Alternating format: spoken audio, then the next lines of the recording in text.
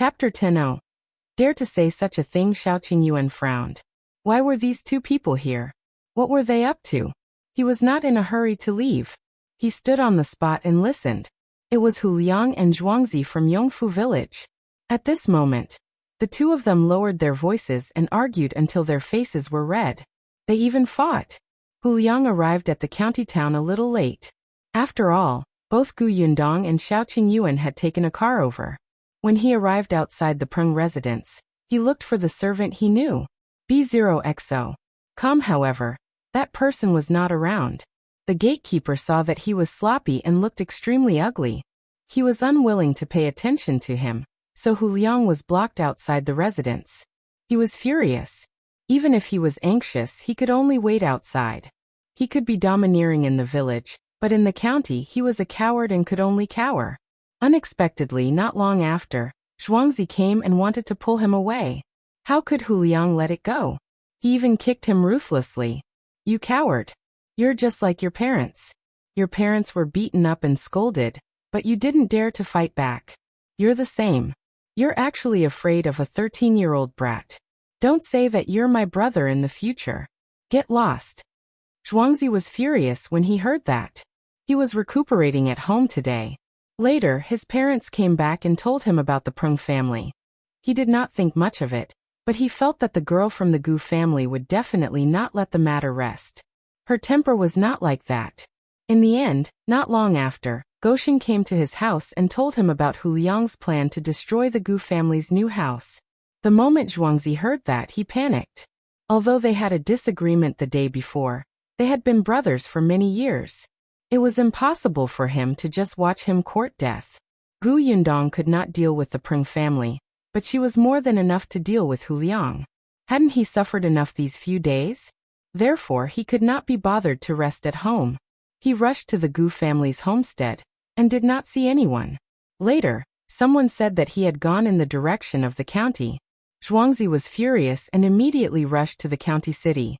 As expected, he saw Hu Liang pacing left and right at the back door of the Peng family.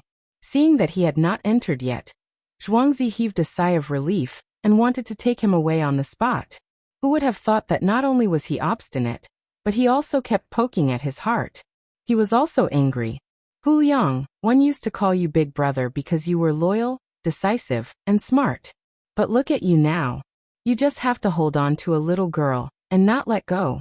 You clearly suffered at her hands and lost money. You knew that you were not her match, but you still insisted on charging up. You're saying that I'm not loyal, decisive, or smart enough now, right? Hu Liang interrupted him impatiently. Let me tell you, it's precisely because one suffered a loss that I have to take revenge. This is a man's backbone. I'm different from your parents. They don't dare to make a sound when their house is destroyed. They only know how to cry when their family's land is snatched. One think if your sister is raped one day, your family will only obediently give her to the rapist. They won't even dare to let out a fart. Perhaps they have to thank the rapist for taking a fancy to her. Hu Liang. Zhuangzi's eyes widened. How dare you say such a thing?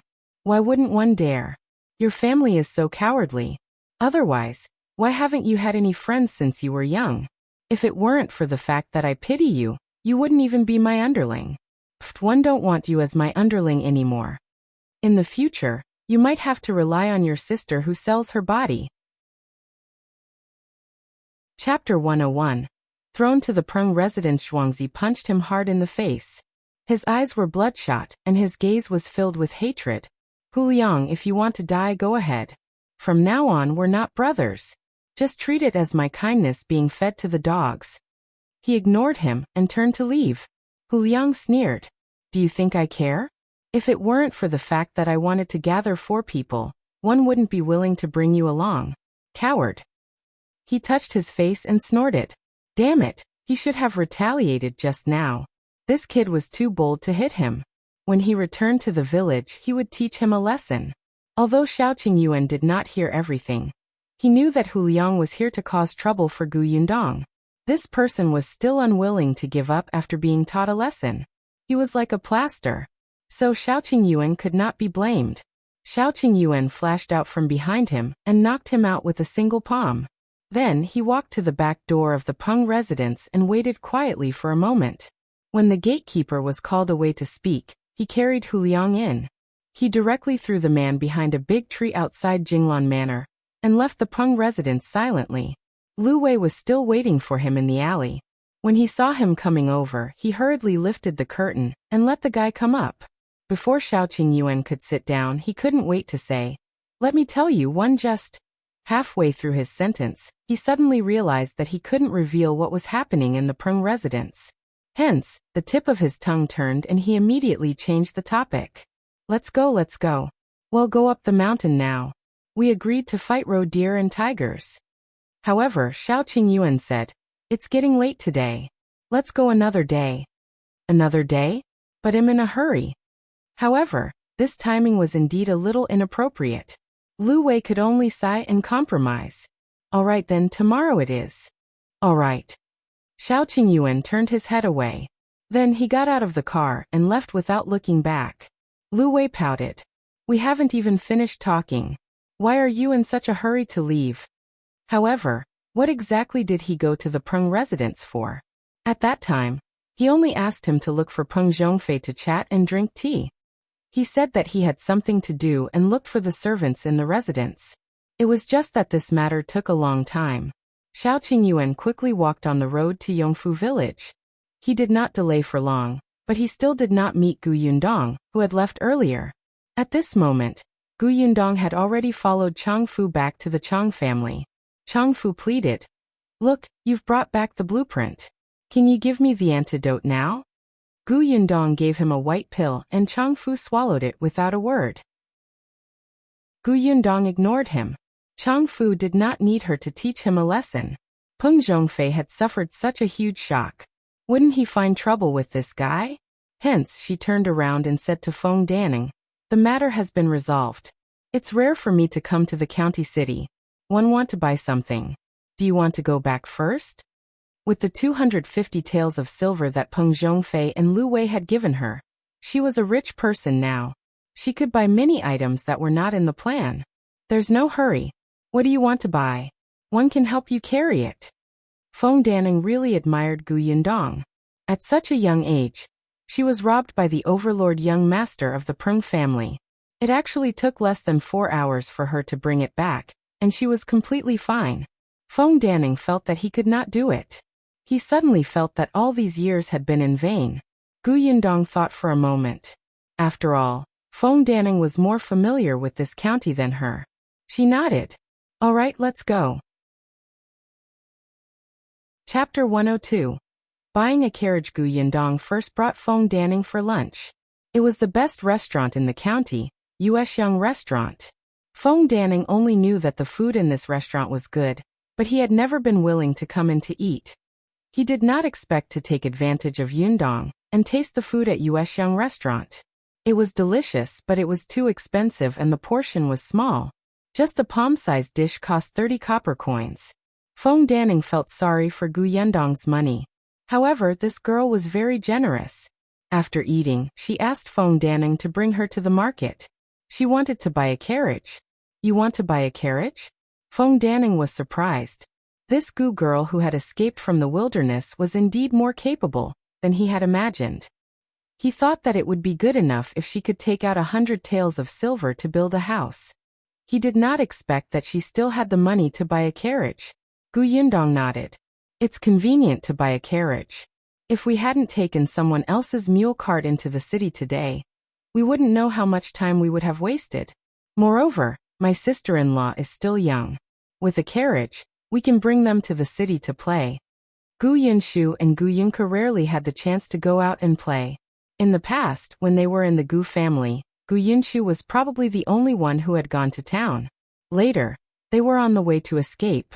This time they went far, but they did not have the leisure to stop and take a good look.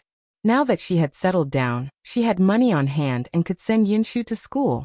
In the future, she would bring them out to play whenever there was a festival. If you want to buy horses, you have to go to the market on East Street, which specializes in selling livestock. It's just that it's already past noon. One don't know if there are any good horses. Yundong nodded. "Then let's go to the market in East Street to take a look." If we can't find anything good today, we'll come back another day. Feng Danning laughed and led her to East Street. After noon, the market was not as lively. Feng Danning knew someone here. He was a smart kid who looked after the place. He directly brought them to the innermost part of the market. Uncle Feng, you're lucky today. Just now, the broker from the Wan family brokerage brought 3 or 4 horses over. I've seen them. They're better than the ones sold this morning. Feng Danning perked up. Really? Hurry up and bring us to take a look. The horses were indeed good horses, but they were also not cheap. Gu Yundong was not very good at checking horses, but Feng Danning had some experience. In addition, the kid beside him helped to bargain. In the end, he bought a strong brown-haired horse for 15 taels of silver. This horse was quite friendly to Gu Yundong, and she liked it. It was not old, so she decided that it was it. When the broker asked her if she wanted a carriage, she definitely did. However, there was no need for it to be too gorgeous. After all, she often went back and forth in the village. It was all dirt. In the end, Gu Yundong chose an ordinary-looking but sturdy carriage. She put on the horse rope and could leave. This carriage also cost 3 taels. It was expensive. But now that she had a carriage and a house, Gu Yundong was very satisfied. After the carriage was bought, Gu Yundong wanted to go to South Street to buy something. It was prosperous there, and was close to the city gate. Feng Danning was a little excited as he drove the carriage. Men loved vehicles, regardless of modern times or ancient times, even if this vehicle was not his. The two of them took the carriage to the East Street. Unexpectedly, when the carriage passed by the back road of the Peng residence, the door of the Peng residence opened and a person was thrown out heavily. If not for Feng Danning's sharp eyes and quick hands, the horse would have been shocked. Chapter 103. Who cares? Gu Yundong quickly held the carriage door and sat down. He looked up at the person who had been thrown out. That person was in a sorry state. The lower half of his body looked bloody, and his face was swollen. Why does he look so familiar? Where have I seen him before? She didn't know him, but Feng Danning did. He was shocked. Isn't this Hu Liang? Why is he here and beaten up like this by the Peng family? Yundong, should we? Feng Danning wanted to ask if he could help. Although this rascal was quite hateful, they were from the same village after all. It was a little unreasonable for him to stand by and do nothing when he saw him like this. Unexpectedly, before he could finish speaking, Hu Liang, who was beaten half to death, started crying at the Peng residence. I'm not lying. I'm really here to look for young Master Peng. That Gu Yundong wants to harm young Master Peng. She went around our village saying that young Master Peng stole her things, and even said that she has a backer to torture young Master Peng to death. Hu Liang did not know how things had turned out like this. He had been in the Peng residence since the moment he woke up. He was about to look for young Master Peng when he was caught. They said that he was a thief who had broken into the residence. He must have been involved in young Master's accident. Then he was beaten up without a word and thrown out. Gu Yundong sneered. Facing Feng Danning's similarly gloomy expression, she said, "Who cares if he dies?" It didn't look like he had been hit very seriously. He still had so much strength to frame her. Feng Danning did not look at Hu Liang again and drove the carriage past him. Hu Liang still wanted to work hard, but he did not expect another person to come out of the Peng residence. It was Peng Zhongfei's servant. This servant had been taking care of Peng Zhongfei, who had been beaten up previously. Later on, he heard the subordinates talking about Hu Liang. When he reported it to the young master was actually very angry.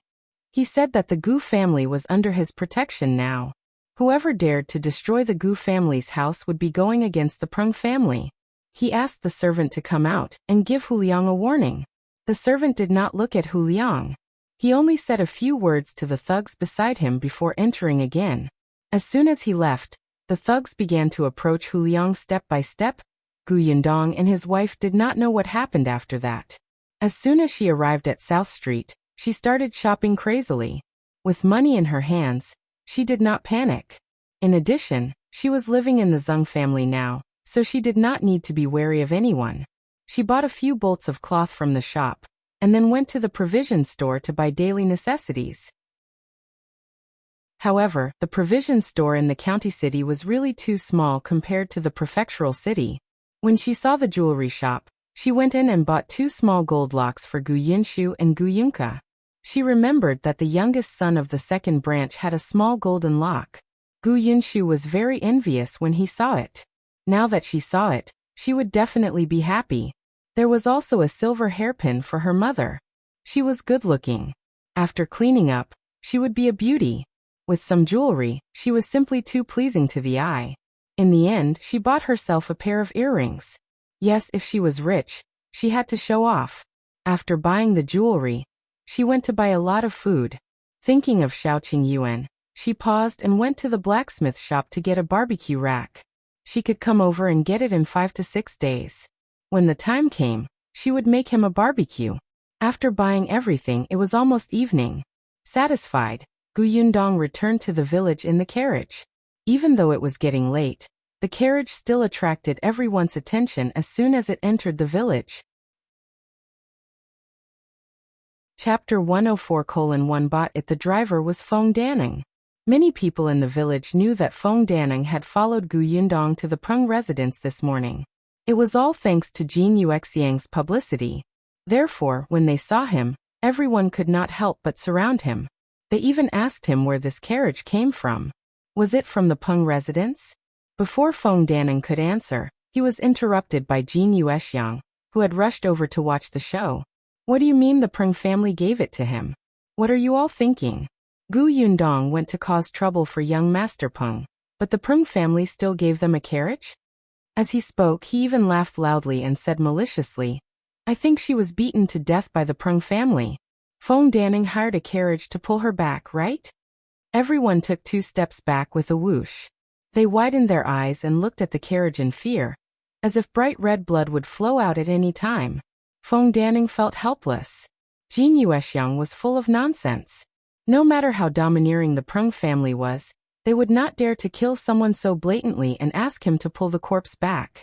However, everyone in the village believed it. Even Chen Liang, who had rushed over later, widened his eyes in disbelief. He said bitterly, Did something really happen?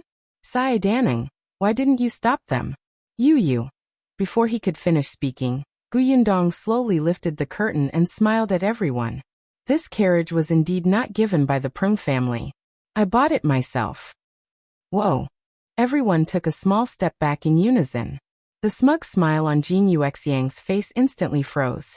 She widened her eyes and looked at Gu Yundong. You're fine. What are you talking about? What can happen to me? Didn't you go and find trouble with the Peng family? Gu Yundong looked innocent. Who did you hear that from? Jin Yuexiang shouted. I heard it with my own ears. It was clearly Feng Danning who said that the blueprint had been taken away by young Master Peng. He didn't even allow you to build a house. You went to the Peng family to ask for an explanation. Oh, so she was eavesdropping. Gu Yundong raised his eyebrows. Oh, young Master Peng only said that my drawing is very good and wanted to borrow it to take a look.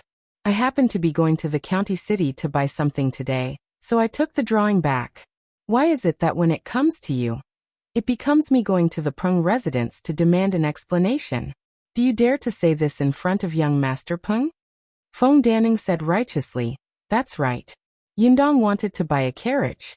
One happened to be more familiar with it, so she asked me to help her pick one. She could also go to the Peng residence to get the blueprints. Jin Yuexiang, how can you distort the truth and spread rumors everywhere, making everyone panic? Jin Yuexiang was dumbfounded. Did she hear wrongly? No. The others suddenly understood. So that was the case. If it was really as Jin Yuexiang had said, would Feng Danning and Gu Yundong be able to return safely? Indeed, they could not trust Big Mouth's words too much. Chen Liang heaved a sigh of relief and turned his attention to the carriage. Did you buy this? Gu Yundong got out of the carriage. I thought that it would be more convenient with a carriage. We won't have to rely on our legs to go to the county next time. Chen Liang nodded. The Gu family was indeed wealthy. The Gu girl. At this moment, someone suddenly called out to her from the side and said enviously, Your carriage looks very good. This horse looks strong. The carriage is also sturdy and big. In the future, When we go to the county city, it will be convenient, right? Chapter 105. Homegu Yundong looked at the man. He was a middle-aged man. She did not know him, but she did not like to hear him say such things in front of everyone. Hence, she smiled at that person and said, "It's my family's convenience. It has nothing to do with you." That person was stunned. This little girl really didn't know how to conduct herself. He raised his eyebrows. "Why? We're from the same village. If we need help, you're not even willing to lend your carriage?" "Yes, as long as you pay 20 copper coins per trip to the county." The price was clearly stated, lest everyone wanted to curry favor and take advantage of her. Did she look like someone who was easy to talk to? "You're too black-hearted. We're all from the same village, and you're actually charging money?" That person immediately shouted. "Isn't that right, everyone? We'll only pay 3 copper coins each if we take the ox cart to the county." Gu Yundong said. "Oh, so you know that you have to pay for taking someone else's carriage. I thought you didn't know that even biological brothers have to settle accounts clearly. If you think it's too expensive, you can choose not to take it. I bought the carriage for myself, not for you." That person choked. Chun Liang, who was at the side, could not stand it anymore. "All right, one look and you can tell that this carriage is not cheap. There are so many people in the entire village. If everybody takes it, can you let her have some peace? The carriage is not for public use. One think the method of charging money is quite good. If you can afford it, you can take it. If you can't, you can take the ox cart. It's been like this for so many years. Why? Does the Gu family buy a carriage and your legs are broken?" Gu Yundong silently gave him a thumbs up. If she said it, it was like she was looking down on them. The village chief was the right person to say it. As expected, the people around who wanted to take advantage of him were a little flustered. Especially the middle-aged man who had just spoken. He could only lower his head and mutter. At this moment, Gu Yinshu ran over with the Zheng siblings. Eldest sister, you're finally back." Gu Yundong looked down at his flushed face and reached out to rub his head. "Were you obedient at home?" "Yes, I was." As he spoke, he shifted his gaze to the carriage behind her. "Big sister, did you rent a carriage to come back?" Gu Yundong carried him to the shaft of the carriage. "No, this is our family's carriage. Eldest sister bought it today. If you want to go anywhere in the future, you can take this carriage." Gu Yunshi's eyes lit up and his face turned red. His entire body was trembling. "Really? Our carriage?" "Yes, eldest sister will bring you home. Sit properly." Gu Yundong wanted the Zheng siblings to go up too, but the two of them had already run forward. Gu Yundong had no choice but to greet the village chief. "It's getting late. My mother is still waiting for me at home, so 111 go home first." Go back. It's been a long day." Chun Liang waved his hand and smiled. No matter what, their village finally had its first carriage.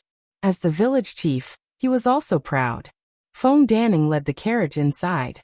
There were still many villagers following behind. Although they couldn't take it, they could watch. It was good to feast their eyes. Gu Yundong did not care. When she arrived at the Zheng residence, she carried Gu Yinshu down. The little fellow immediately ran in front of the horse. Feng Danning stopped him from approaching in case the horse was shocked. Gu Yundong reminded him before entering the house. Unexpectedly, as soon as she entered, she stumbled towards Gu Yunke. The little girl's eyes were red, as if she had just cried. Chapter 106.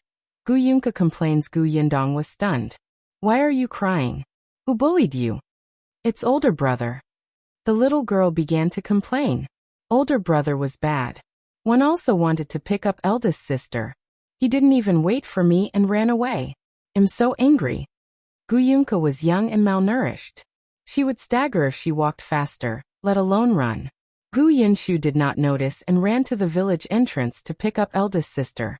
The little girl was so angry that she stomped her feet twice. 111 Ignore brother from now on. Just as she finished speaking, Gu Yinshu ran in excitedly and said to her, "Little sister, eldest sister bought a carriage. It's outside the door. Hurry up and take a look." The little girl's eyes immediately lit up. I want to see, want to see. Then, she naturally held Gu Yunshi's hand, and the two of them happily walked out of the courtyard. Gu Yundong. As long as the two of you are happy. She shook her head and stood up to look at Madame Yang and Madame Dong.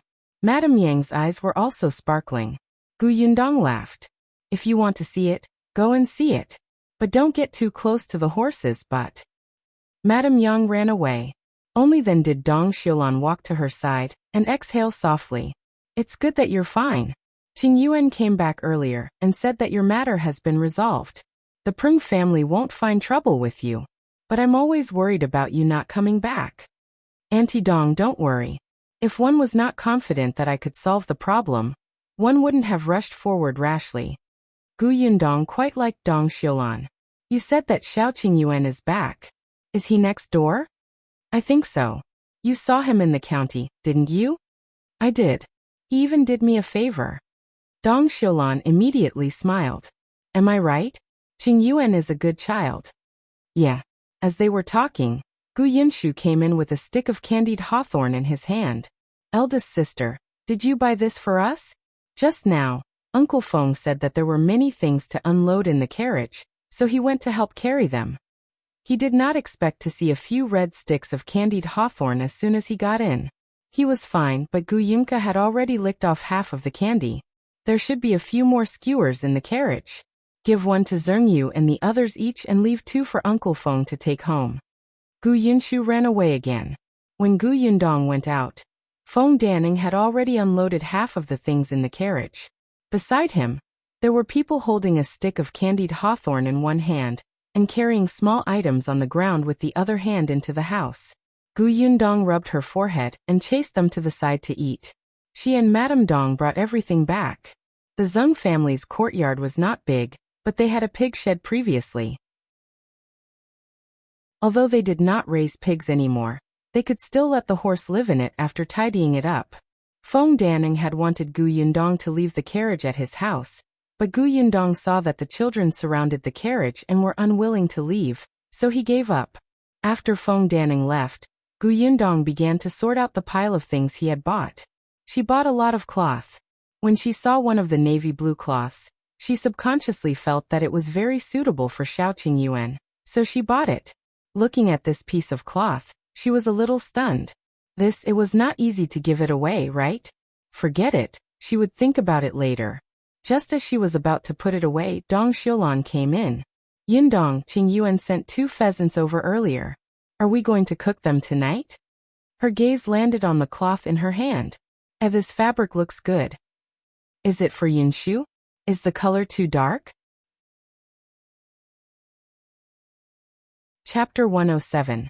Buying field, studying, finding father, treating illness. Gu Yundong suddenly felt a little guilty. However, he quickly adjusted himself and said, It's not for Yunshu. It's for my father. When I bought the cloth, I counted the entire family. Only now do I remember that my father is not around. Dong Xiulan was afraid that she would be sad, so she quickly said, You'll definitely be reunited soon. You even bought so much cloth? If you trust my skills, I'll make a piece of clothes for each of you. That's good. Gu Yundong smiled. Auntie's embroidery skills are good, so it's definitely not a problem for you to make clothes. But I have to make it clear that you have to be paid. One can't take advantage of Auntie. How is this taking advantage?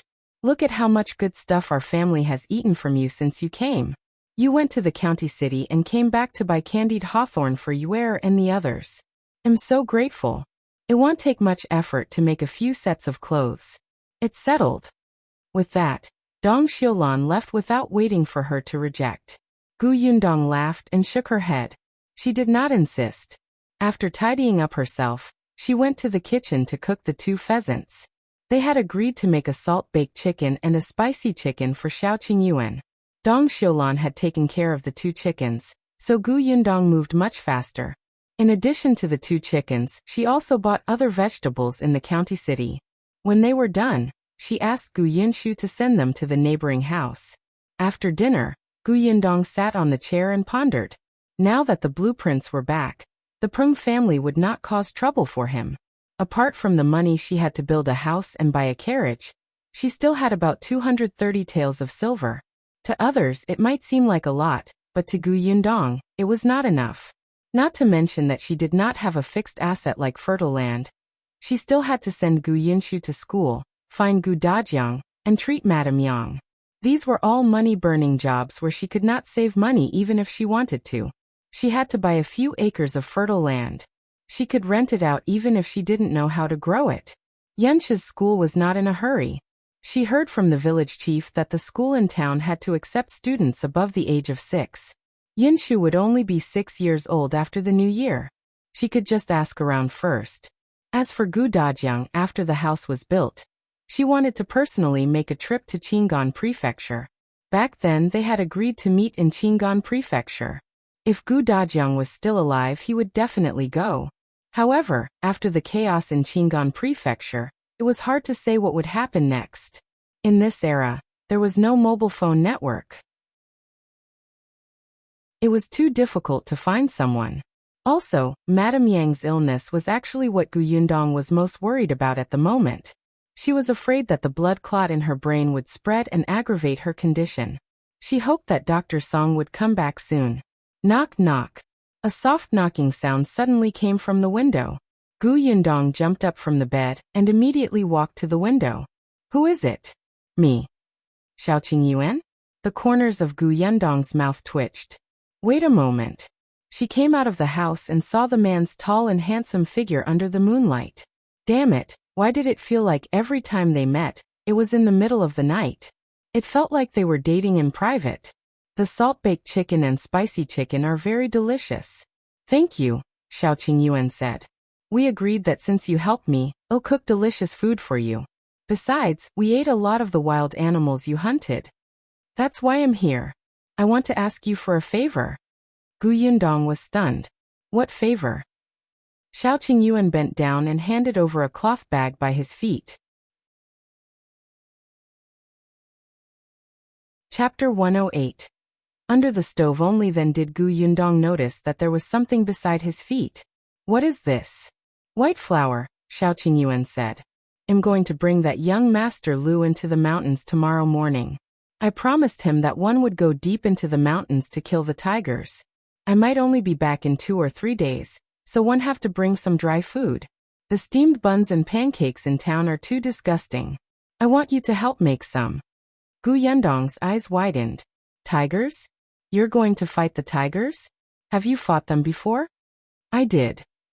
Once, when he went deep into the mountains, he encountered an old hunter who was bitten by a tiger and was almost forced into a corner. He was the one who knocked the tiger down. Later on, the old hunter dealt with the tiger and gave him the bulk of the money. But you even brought that useless young master Liu along this time. Won't he be dragging you down? Gu Yundong frowned.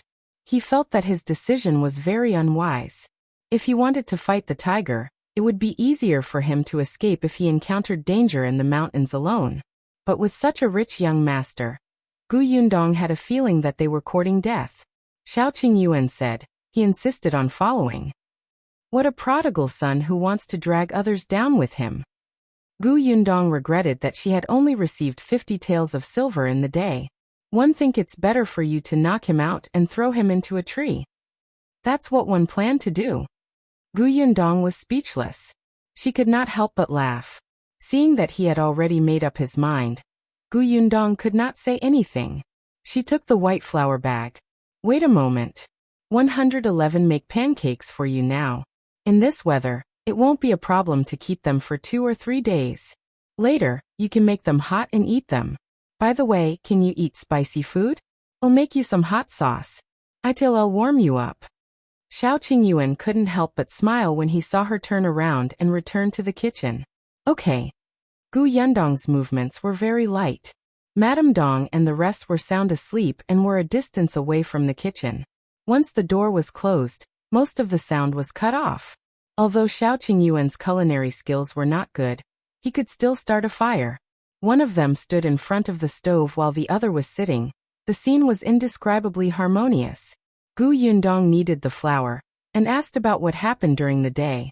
You were the one who caused Aunt Chui to fall into the water, and the dogs to foam at the mouth?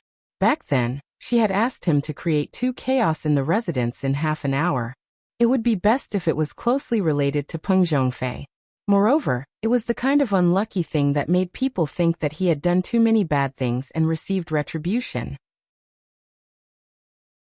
As expected, the 2 consecutive incidents made Peng Zhongfei believe her words without a doubt. Aunt Sui's matter had nothing to do with me. The dog was my doing. Qingyuan originally wanted to light a fire in Peng Zhongfei's study, but before he could do so, he realized that Peng Zhongfei's first wife wanted to deal with his beloved concubine, Madame Cui.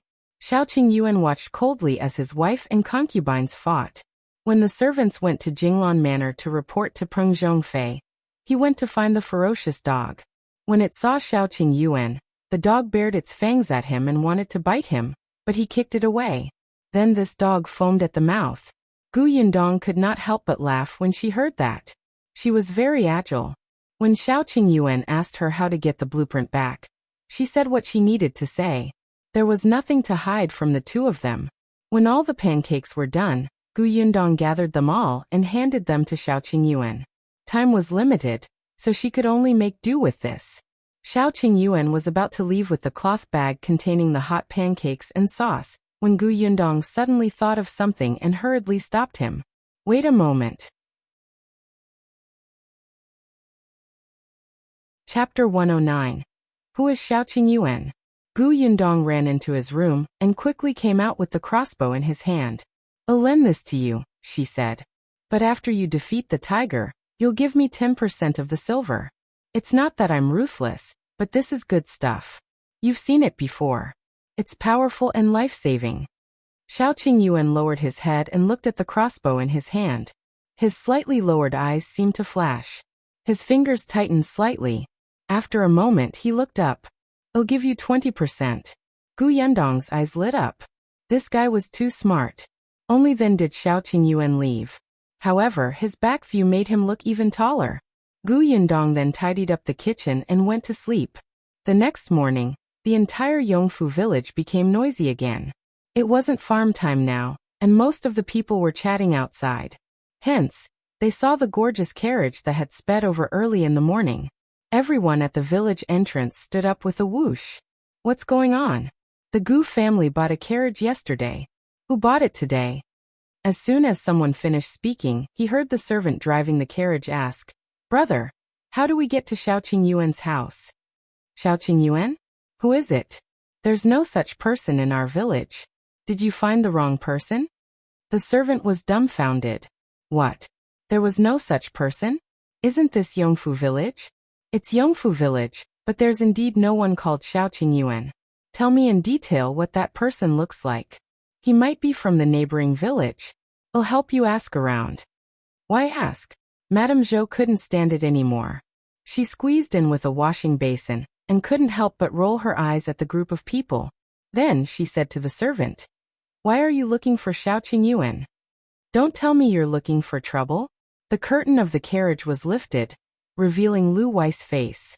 He smiled and said to Madame Zhou, I'm looking for him to help me. He's from this village, right?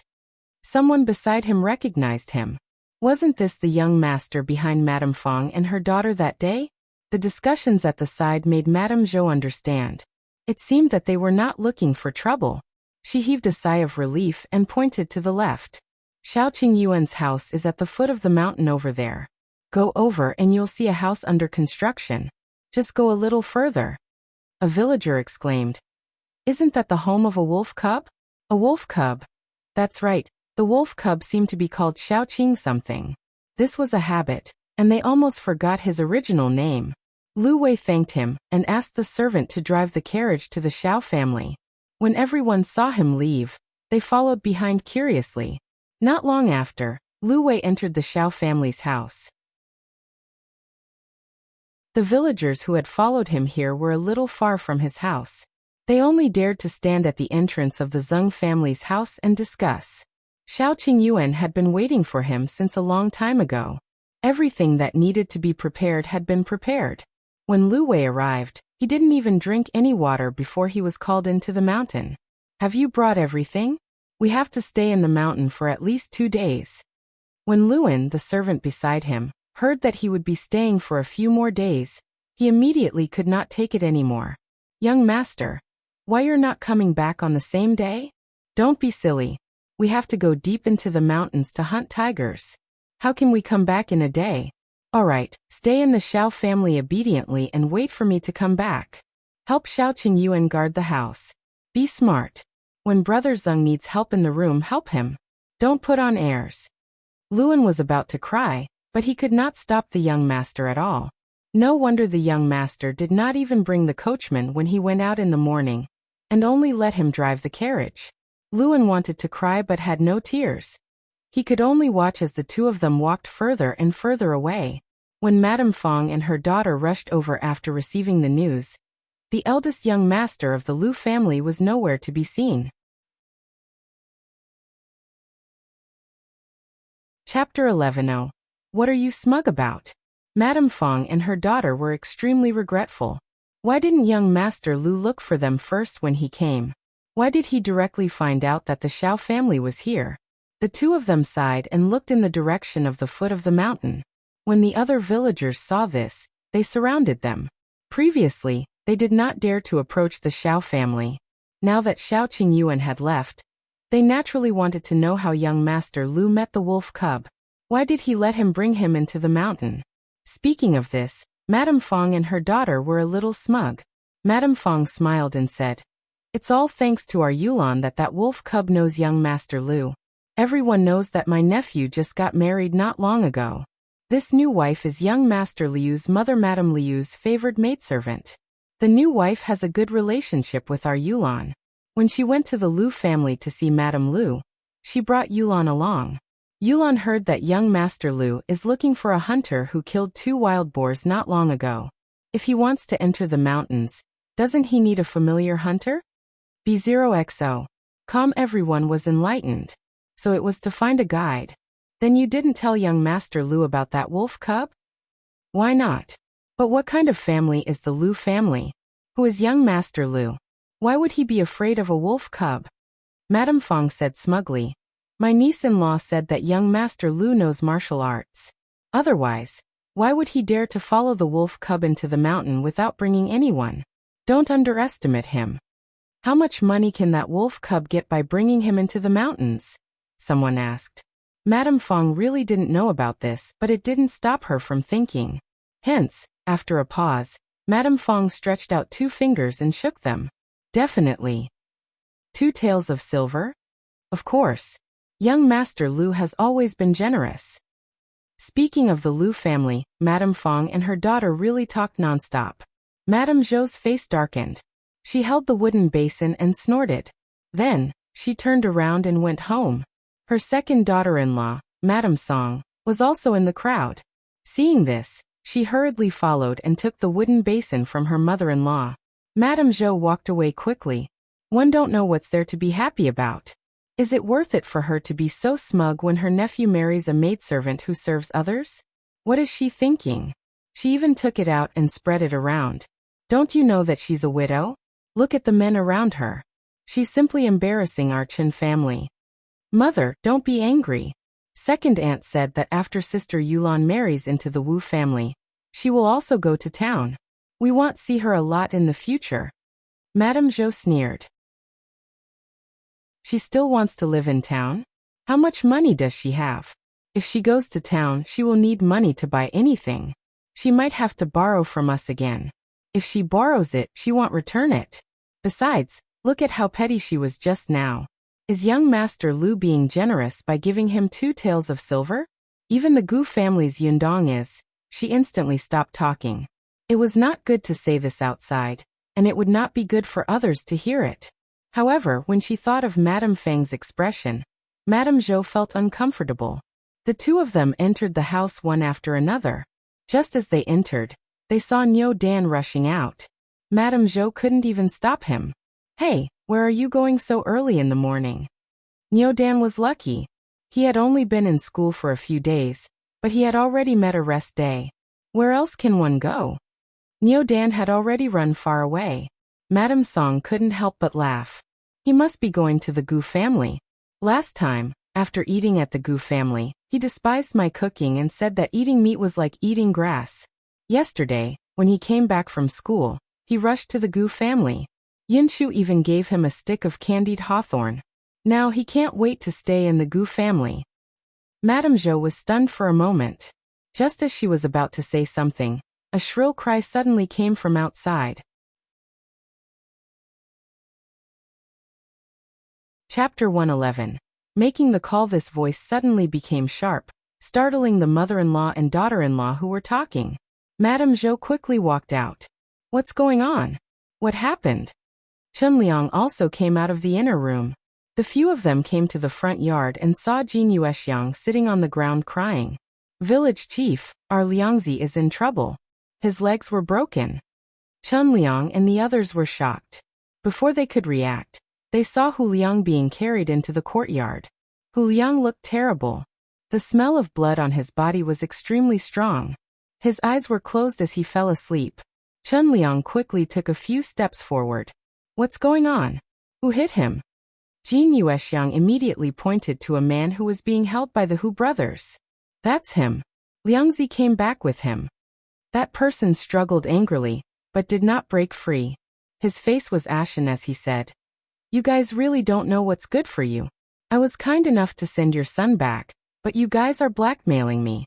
Bah, if I had known, I wouldn't have cared about your son's life. Jin Yuexiang got up and rushed over to grab the man's face. What did you say? Say it again. Chunliang quickly called his wife and daughter-in-law to stop her. What are you doing? He hasn't said it clearly. Why did you attack? Then he looked at the man and asked, What exactly happened? The man snorted. Uncle Chunliang, I'm Quan from the neighboring village. You should know my father, Jiang Fang. I've been working in the county city recently. This morning, one saw Hu Liang being thrown into the alley with blood all over him. One didn't know what happened, so one brought him back out of kindness. Who knew that when one sent him to the Hu family and wanted to leave, they would invite a doctor while entertain me hypocritically. After the doctor said that he couldn't keep his legs, the Hu family actually didn't let me leave. They even said that I beat Hu Liang up and asked me to compensate. I've never seen such a shameless person. If one had known, I wouldn't have cared about Hu Liang's life at all. Jin Yuexiang shouted. If it wasn't for you, would you be so kind as to send him back? My Liangzi is so pitiful. Why did he meet such a heartless person like you? You're going to be struck by lightning. Quan gritted his teeth. The one who's struck by lightning will be your Hu family. You raised a son who only knows how to steal. He deserves this outcome. Village chief, you heard him. He's admitting that he did it. Madame Zhou and Madame Song could not help but roll their eyes. When did he admit it? Chunliang could not be bothered with her. He only asked Quan. Then do you know who beat him up? Quan immediately fell silent. Chunliang frowned. Seeing that Jin Yuexiang wanted to make a fuss again, he glared at her. Go ahead, Quan. When I've asked around. Quan hesitated for a moment before saying, They said that Hu Liang's legs were broken by the people from the Peng family. As soon as he said this, everyone was stunned. Even Jin Yuexiang seemed to have choked. Quan did not mention this at all just now. He only said that they would naturally know when Hu Liang woke up. But how could it be the Peng family? The Peng family had no enmity with their family. What right did they have to break her son's legs? Jin Yuexiang was a person who bullied the weak and feared the strong. Quan was alone. Although she was sad and heartbroken that Liangzi had broken his legs, she still wanted him to compensate her under the instigation of her two sons. However, how would Jin Yuexiang dare to challenge the Peng family? It was at this moment that Gu Yundong entered the village chief's house.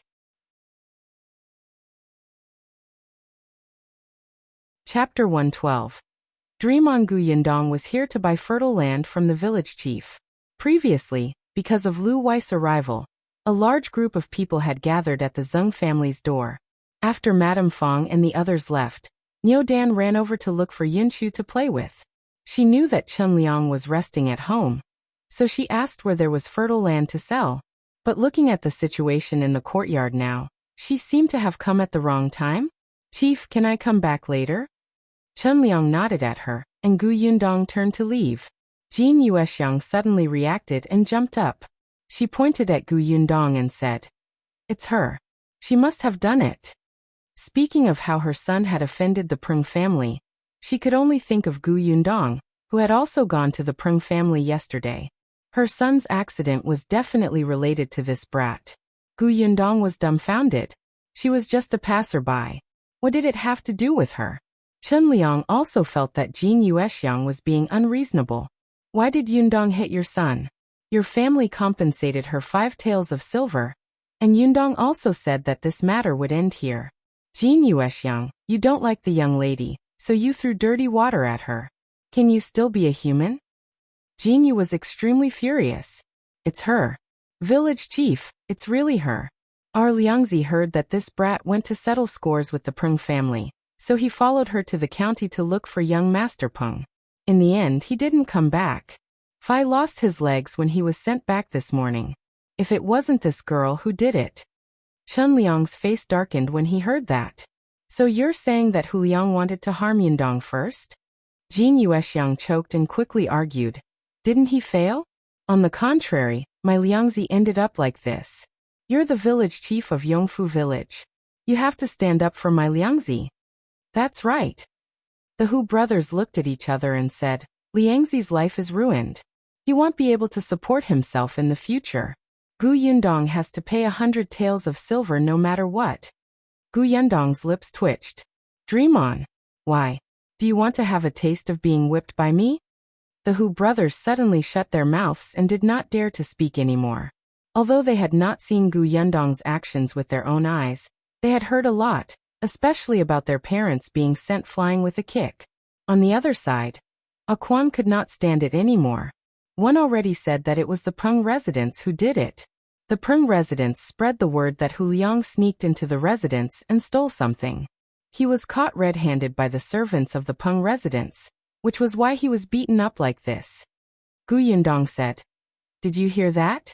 If you still think that one hit him, fine. Let's go to the Peng residence and talk about it. Let's see what's going on. Anyway, my family has a carriage, so it's convenient to enter the county city. But let's make it clear. If you accuse me, this won't be something that can be resolved with 5 taels of silver. Think about it clearly. As she spoke, she looked at the Hu brothers. The two of them quickly turned their heads away. Wrong. It would be easier to blackmail Quan than Gu Yundong. At this moment, Hu Liang finally opened his eyes. He vaguely heard his mother's voice and tilted his head. Jin Yuexiang immediately reacted and rushed up to shout. Liangzi, how are you? Tell me what happened.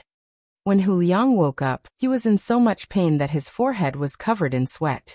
He immediately cried, Mother, my legs are gone. The Peng family broke my legs. Alright, forget about blackmailing Gu Yundong now. Even Quan was no longer an option. Chapter 113.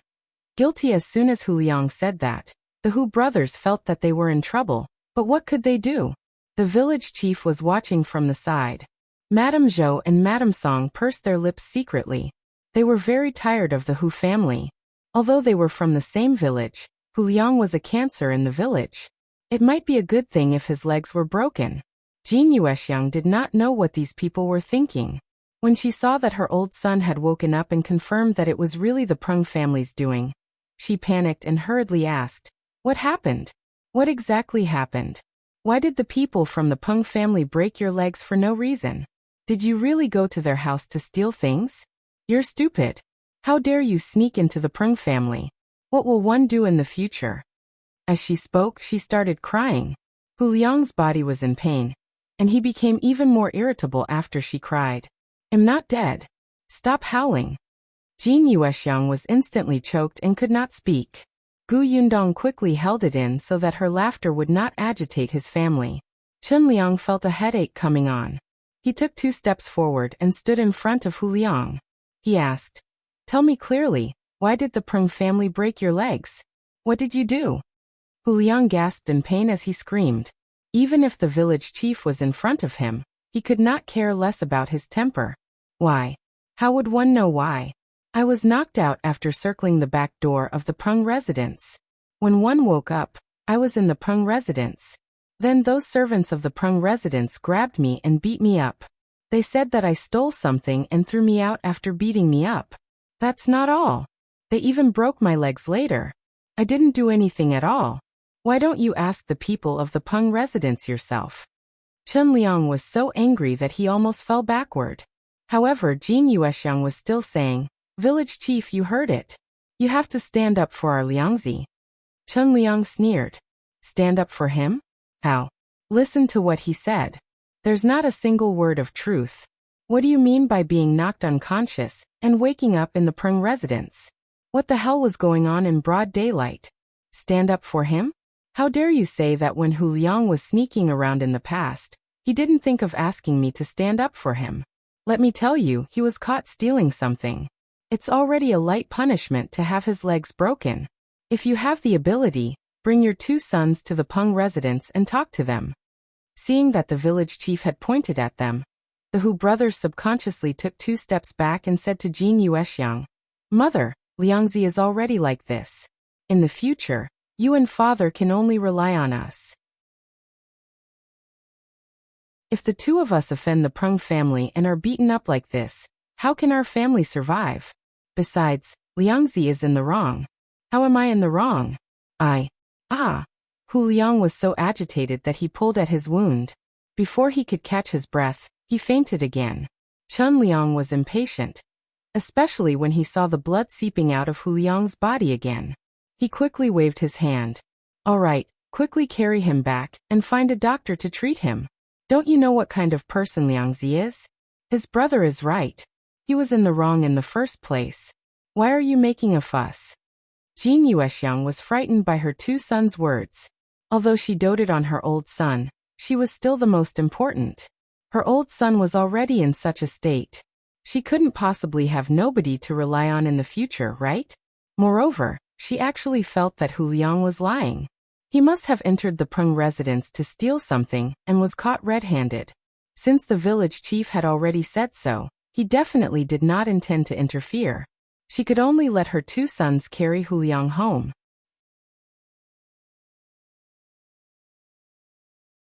Chapter 114. Madame Zhou sending food only. Then did Chen Liang heave a sigh of relief. He turned around and said to Madame Zhou, Hu Liang was spoiled to this extent by his parents. Every time he did something wrong, they didn't hit, scold, or teach him a lesson. They even protected him and doted on him like their eyeballs. Now someone else has helped teach his son how to be a human. You guys have to remember not to raise Niu Dan to be like him. Madame Zhou and Madame Song nodded. Seeing that the matter had been resolved, Quan said goodbye. Chen Liang expressed his apologies for delaying him. Quan was fine with it. The unreasonable Hu family had nothing to do with Chen Liang. As soon as he left, Chen Liang looked at Gu Yundong, who was quietly standing at the side. A smile instantly appeared on his face, and he felt much more relaxed. Yundong, why are you here? I'm here to buy land from Uncle Chen. Yundong followed him to the central room. Chen Liang was stunned. Are you planning to buy farmland? How much do you want? What kind of farmland do you want? I want to buy more than 10 acres first. It's best if it's a first-rate fertile land. She had asked around and found out that 1 acre of fertile land cost about 10 taels of silver. 10 acres was about enough. Chen Liang lowered his head and thought for a moment before saying, That's not easy. You came late. Previously, there were a few acres of fertile land, but it was bought by the Wang family and the He family. The Wang family and the He family had fled here. Although the 2 families had yet to build their houses, and did not plan to build them well, they found the land immediately. Gu Yundong did not think of this at first. This was the difference between having experience and not having experience. Chen Liang wanted to remind her, but firstly, the 2 families acted quickly and bought it before Gu Yundong came. Secondly, the Gu family's situation was different. They did not have strong labor, and had a few children to take care of. They probably did not have the time. I see. Gu Yundong did not expect that 10 acres of fertile land was not easy to buy. Then Uncle Chen, help me take a look first. Let me know if you have any. I'll prepare the silver first. All right, I'll keep an eye out for you. Yundong thanked her and went home. However, just as she reached the front yard, she was pulled over by Madame Zhou. Yundong blinked in confusion. Madame Zhou took out a paper bag and handed it to her.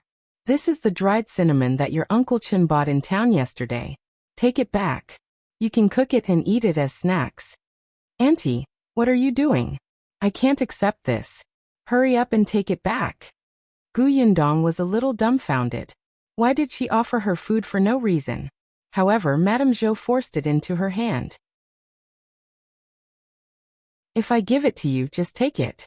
I didn't know that brat Dan had been coming to your house to freeload for the past 2 days. I heard that he specially went to eat meat. His mother is really something. She only told me today.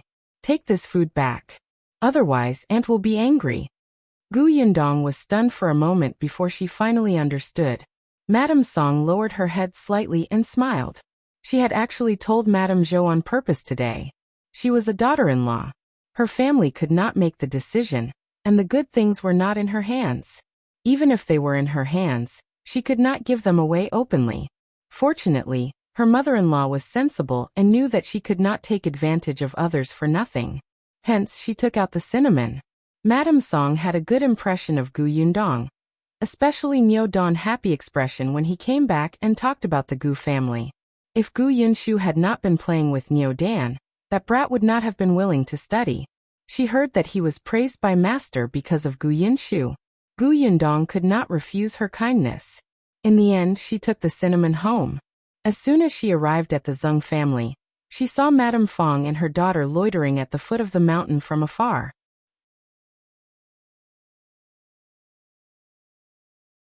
Chapter 115. Dumbfounded Liu and Yundong thought of the mother and daughter's enthusiasm for Liu Wei, and felt that it was a little painful to the eyes. Could this be a bad idea? She shook her head and turned to enter. As soon as she entered, she heard a commotion coming from the courtyard. She followed the sound and looked over. She saw Yunshu, Yunke, the Zhou siblings, and Dan standing in front of the horse shed with a small handful of hay in their hands. Liu Wei's manservant, Liu An, stood at the side and made a fuss as he spoke. You can't feed it too much. It won't be able to eat. Hey Kiki, how many handfuls have you taken? Yunke opened her round eyes and made a 3 gesture with her hand. I've only taken the second one. It's very hungry. Don't talk nonsense. If one didn't eat for the entire night, the next day, my stomach gurgles. Liu An vomited blood. You're a human, it's a horse. So you're bullying it? Yunke was furious. Liu An held onto the pillar of the horse shed at the side. Why was it like this? Why was it like this? He only saw the little girl eating a piece of fragrant oil pancake in her hand, and was a little greedy. But why did he have to explain the key points of how to raise a horse to a group of children in the end? He was a page boy, not a groom, and definitely not a nanny. Yundong wanted to laugh, especially after Yunke said that. The other children all looked at Liu An accusingly. Don's words were even more shocking. I heard that those rich families don't treat horses as humans. You also said that they were horses. Of course, they couldn't be seen as humans. It's different for our family. They treat cows very well, and give them all the delicious food. Don's family had a cow that his father and grandfather treasured. The children nodded and felt that it made sense. Liu An was at a loss for words. How could he prove his love for horses? Yundong coughed lightly and walked forward with a smile. Yunke was still holding the dry grass in her hand. She waved it and ran over. Eldest sister, Liu An bullied our horse. Liu An was speechless. Was she not even going to call him brother now? He was inferior to a horse. Yundong took the hay from her hand and put it aside. She said in a low voice, Liu An is right. Horses have very thin bellies, so they can't eat too much. She actually wanted to say stomach, but she was afraid that the children would not understand. When we feed the horses, it's best to cut the hay short, soak it soft or crush it so that the horses can eat happily. Just like Kiki, you can't eat cakes that are too hard and big, right? Yunke nodded, not fully understanding. Eldest sister is right. When you're free, you can even take the horse for a walk. Well, go now. Yunshu also threw away the hay. Eldest sister had said that the horse could not eat too much. Eldest sister was right. Yundong turned to look at Liu An. Thank you. Liu An's eyes widened. He really wasn't a nanny. However, when he thought of what his young master had said before he left, he resigned himself to his fate and left with the children. Then the other children in the village followed. That night, Qingyuan and Liu Wei didn't return. Madame Fang and her daughter waited at the foot of the mountain for a long time. In the end, they could only go home regretfully. However, the next day, the two of them persevered to the foot of the mountain again. This time, they knew how to cover up. They took the basket and pretended to pick wild vegetables. Yundong was still unaware of their actions. When he woke up the next day, it was already a little late. The Dong family had already gone out. She walked slowly to the courtyard. She did not expect to see Yunshu sitting alone in front of the horse shed with his chin on his hand, mumbling something.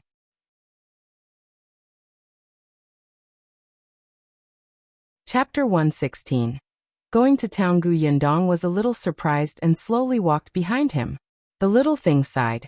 Wind Chaser, I can't take you out for a walk today. Brother Liu An said that he has something to do in the county city. The Zhou brothers and sisters have gone to the fields. Nyodan also went to school. Mother went to the river to wash clothes.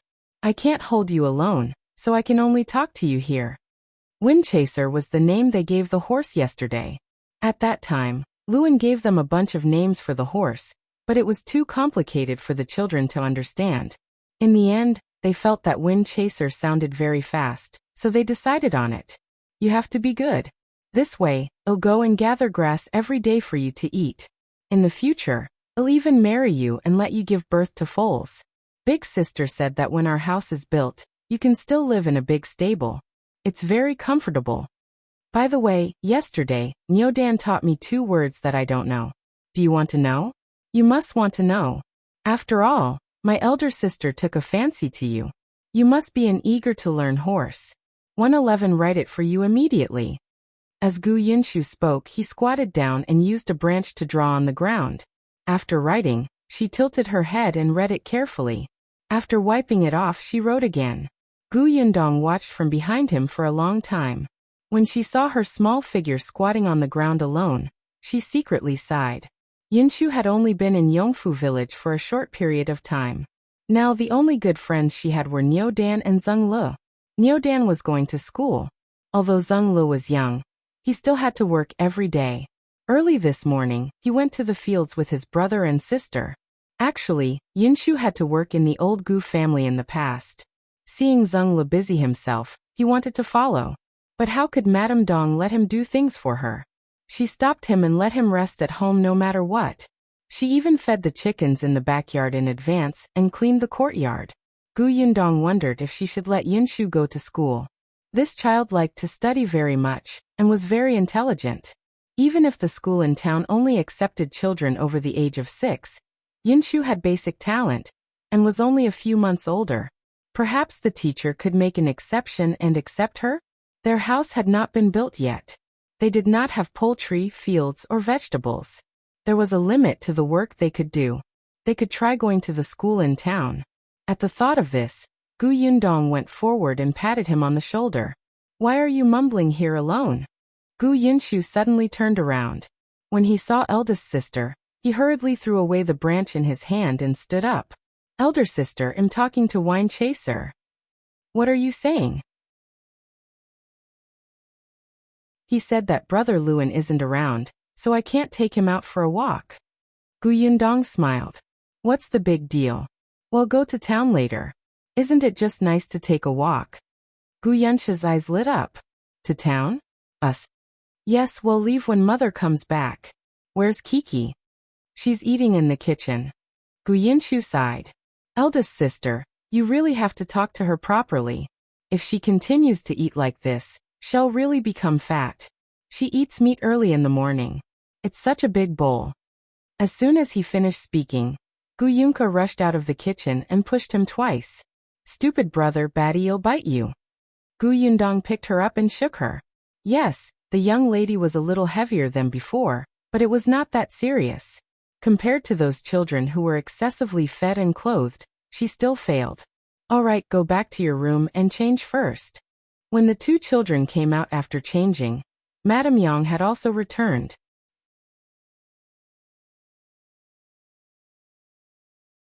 Chapter 117.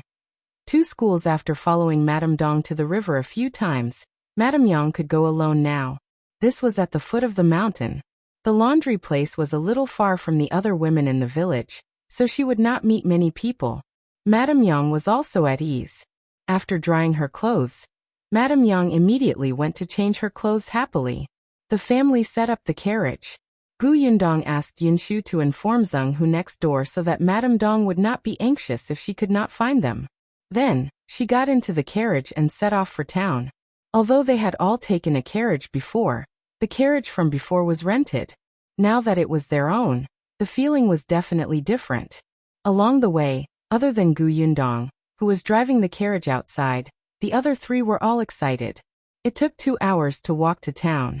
It was much faster to take a carriage. They arrived in less than an hour. Although Yundong had been to the county city a few times, it was her first time in town. This place was naturally not as prosperous as the county city, but it was also very lively.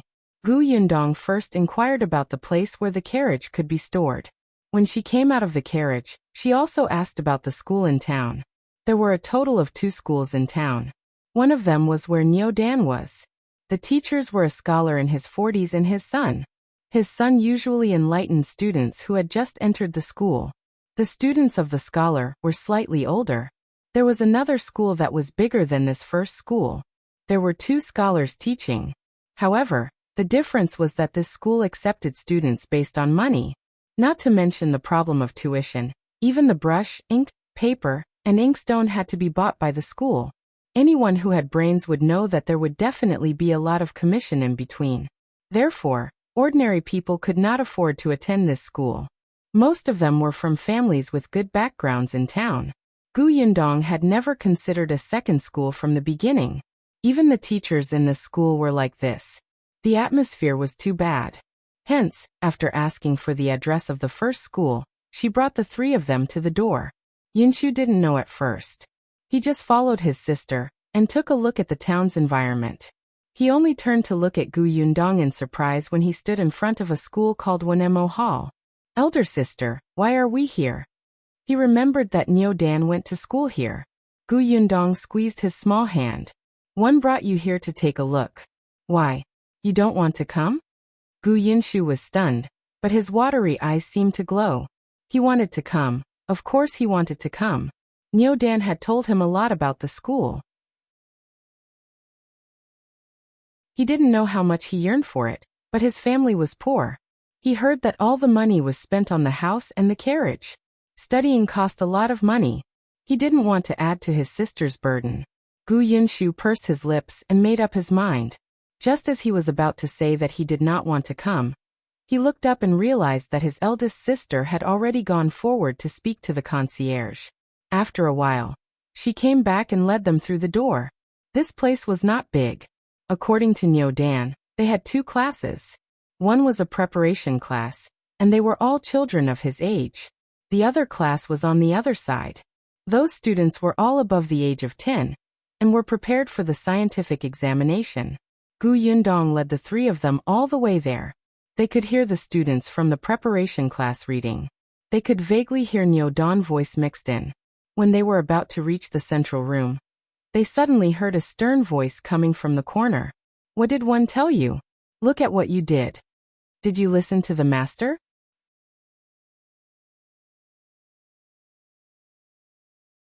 Chapter 118. Teacher Yundong stopped in his tracks. Yunke grabbed her hand nervously. The voice from the corner was still there. At this moment, another thin and childish voice sounded. Teacher, I just want to help my family do some work. My family is in trouble now. Father injured his hand, so the work in the field is slow. One think. Think. What are you thinking? The teacher interrupted him sternly. I told you long ago that we are scholars. The hands of scholars hold pens and write. Look at how rough your hands are now. If you use your hands to flip through books, you can cut the pages. Yundong frowned. What was this guy saying? However, the master seemed to get angrier as he spoke. If your family is in trouble, won't other families be in trouble? If you lack money, you can borrow it from the master. Why are you going to the fields? If you want to help your family, you can go and copy books. Will the master stop you? The student lowered his voice even more. There are too many students copying books in town. My handwriting isn't good. The price given by the bookstore owner is too low. What's the reason for your poor handwriting? It's because you took your hands, which should have been holding a pen, to pick up a hoe. You're a scholar. A scholar should do his job. Have you completed the homework I set up every day? You still have the mood to go to the fields. It seems that you've read too little. Master, All right. I don't want to hear it from you. This matter will only happen once. There won't be a next time. Study hard and don't worry about anything else. You're very talented in studying. I believe that you'll definitely be able to pass the Tongxing exam next year. Alright, go back. The student did not say anything else and walked out with his head lowered. He did not seem to be in a good mood. The teacher also came out. When he saw Gu Yundong and his family, he was slightly stunned. Then his expression turned ugly. After the student left, he looked at the gatekeeper. What's going on? Who are they? Why are they brought here? Master, this family's surname is Gu. They want to send their children to school. The teacher glanced at them and quickly looked away. He frowned and said, Where are the men in the family? Didn't one tell you long ago that if there are women coming over, they will be brought to the madam's place? You ignored my words. If word gets out that this woman and I are alone in the same room, won't my reputation be ruined? Gu Yundong was speechless. She did not know if she should say anything. The gatekeeper hurriedly explained. This Miss Gu is the only one in the Gu family who can make decisions. Her father is not around. Madam left early in the morning, so I brought her in. The children of the Gu family know how to read, so old master can teach them. Since when is it your turn to tell old master what to do? So what if they know how to read? Even if they know how to read, you can't bring them to old master. Madam isn't here today, so let them come another day.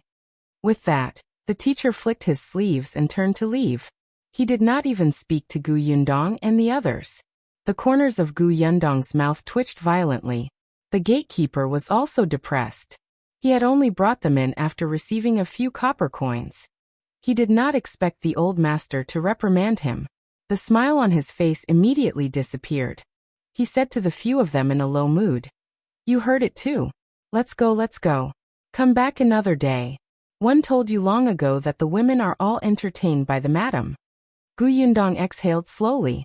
She held Gu Yong's hand and left. Madam Yang and Gu Yinshu hurriedly followed.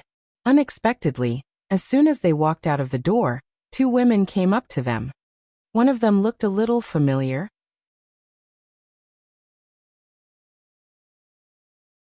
Chapter 119. Not here. Gu Yundong took a few more glances at the woman and remembered. Wasn't this the in-law she had seen at Madame Fang's house? It seemed like. Her surname was Wu. According to Madame Fang, the family that was engaged to Qingyuan was indeed from town. Gu Yundong did not like Madame Fang and had an average impression of Auntie Wu. Hence, even if she recognized her, she pretended not to know her and walked past the two of them. Unexpectedly, the gatekeeper suddenly said, Miss Gu, this is our madam. He pointed at another woman beside Auntie Wu and said, You can tell madam about your brother going to school first. Gu Yundong smiled. There's no need. We still have something to do, so we'll leave first. She nodded at the teacher's wife and led the family out of Mo Hall. The lady was stunned and asked the concierge, What's going on? The concierge explained their intentions. Madam frowned and did not say anything. However, just as he turned to leave, she saw Madame Wu looking at Gu Yundong's back thoughtfully. She could not help but ask curiously, Why? Do you know him? Madame Wu came back to her senses and said with a smile, I've met her once. She fled here a while ago and settled down in Yongfu village. This family is not a good family. I heard that they like to take advantage of others and don't know what's good for them. You have to be careful. If such a family enters this school, I'm afraid your teacher will fall for her tricks. The madam's expression changed slightly. She knew her master's personality. He was pedantic and inflexible. Wouldn't he be at a disadvantage when he met someone scheming? After some thought, she instructed the concierge. If you encounter that family again in the future, don't let them in. Not everyone is accepted in our school. Character is very important. Got it. Yundong could still feel Madame Wu's gaze from afar. They had only met once, so she did not know why she was sizing her up. She secretly shook her head. When she saw Gu Yunshu lowering his head and looking depressed, she could not help but reach out and rub his head. What's wrong? Eldest sister. Gu Yunshu pursed his lips and looked up at her again and again. After a while, he seemed to have made up his mind. One don't want to go to school anymore. Gu Yundong raised his eyebrows. Why not? I heard what the teacher said. He doesn't allow students to work in the fields, but I'm the only man in our family. One have a lot of responsibilities. I want to work in the fields. One also have to do the work at home in the future. Gu Yunshu looked up and said very firmly. Gu Yundong was stunned. Looking at his tense little face, she felt her heart soften. She squatted down and looked at him at eye level. She smiled and said, Okay, then we won't study here. Gu Yunshu nodded and blamed herself. Eldest sister, one know that I was too willful. You clearly worked so hard to let me go to school. Not only did you ask Neo Dan about the school, but you also bought a carriage to transport me. You even personally came all the way to the school to look for the teacher. In the end, the teacher even scolded you. One let eldest sister down. I'm a bad person. Gu Yundong was speechless. Baby, although one know you can find all kinds of excuses for eldest sister's actions. Isn't this a little too much? It's true that I asked Neo Dan about the school for you, but buying a carriage was really just for my convenience. Moreover, it's not a long journey from Yongfu village to town.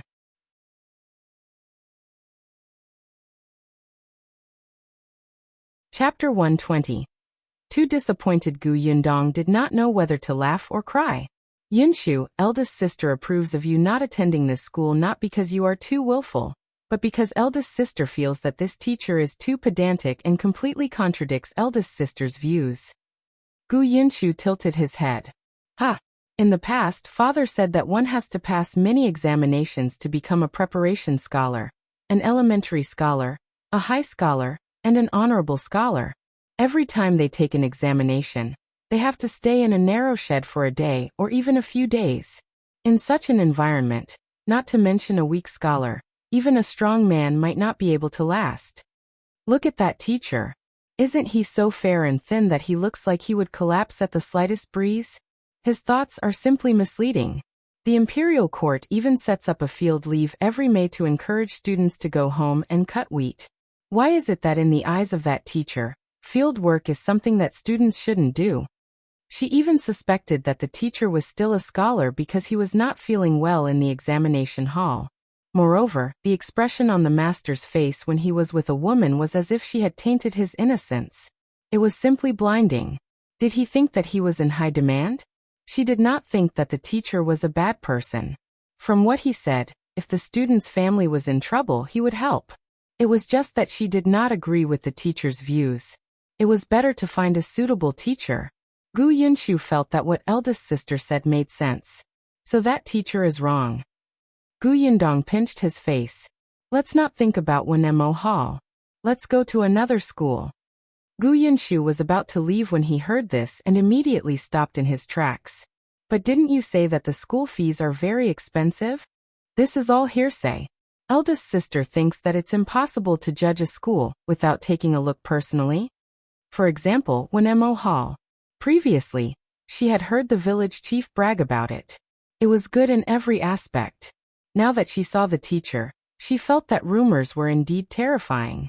Gu Yunshu nodded and followed her obediently. But the result was not satisfactory. Gu Yundong had just spoken a few words with the concierge when the other party asked for a tael of silver first. Later on, they happened to see a teacher who came out. His disdainful expression made people want to hit him. When the teacher saw that they were dressed averagely, he even asked the gatekeeper to chase them away. She would not come to such a lousy school even if it was free. Gu Yundong tried her best to restrain herself from beating him up, and left with the three of them. Gu Yunshu sighed faintly and slowly shook his head. I'm simply too disappointed in them. Gu Yundong, who had been holding his breath, was amused by his words. You're so worried at such a young age. It's not like there are only those teachers in this world. If there's no one in town, let's go to the county city. Why are you disappointed? To the county? Yes. Gu Yundong's first choice was the town because it was close and convenient for transportation. Gu Yunshu was young, so it was not a problem for him to be enlightened in the town. He could also go to the county when he was a little older. From the looks of it, she should know more about the schools in the county. Gu Yunshu was extremely distressed. The tuition fees in the county must be very expensive. Both of them were deep in thought. After taking a few steps, they realized that there seemed to be two people missing behind them. Where were her mother and sister?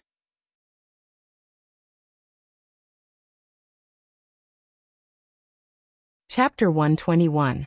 Returning to the village, Gu Yundong's eyebrows twitched. She quickly turned around to look for it, and heaved a sigh of relief. Fortunately, they were only 3 meters away, and were not lost. She held Gu Yunshu's hand and turned back. She saw the two of them staring at a stall selling pears. Madame Yang swallowed and whispered, I'm not hungry. Gu Yunke sniffed hard. I just want to smell it. One don't want to eat it. As the two of them spoke, they carefully moved their feet, wanting to leave the fruit stall. However, they did not succeed. After moving for a long time, they only managed to move half a meter.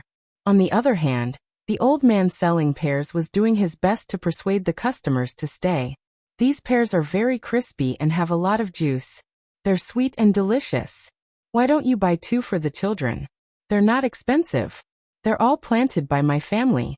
1 copper coin for each. Gu Yundong had already walked up to her. Seeing this, she could not help but rub her forehead. She had fruits in her spatial storage, but other than the few apples she took out last time, she did not take any out. One reason was that it was inconvenient to live in someone else's house. The other reason was that there were few fruits here. Coupled with the season, there were even fewer ripe fruits now. Just like apples, they couldn't even be bought in the county. The pears looked good. She looked at the stall in front of her, and gave the stall owner 30 copper coins. She picked 30 pears. The old man's eyes lit up. He even gave her 2 more for free. Gu Yundong wiped them with a handkerchief and gave them 1 each. Madame Yang happily took a bite. But Gu Yunke frowned and looked up at Gu Yundong. She said seriously, I'm just smelling it. I don't want to buy it. She was sensible. Gu Yundong also nodded seriously. Yes, eldest sister wants to buy it. But let's agree that you're not allowed to stop while walking next time. Even if you want to smell it, you have to tell eldest sister first. Understand? Otherwise, if eldest sister didn't notice, you and mother will be lost. Next time, she would hold the young lad's hand and let Gu Yunshu hold Madame Yang's hand. Gu Yunke nodded. Okay, you'll be obedient. Let's eat. Only then did the little girl bite hard, so sweet that her eyes narrowed. Gu Yundong saw that it was getting late, and she had finished asking about the school. She ate a bowl of noodles at the noodle stall, and brought her family back to Yongfu village.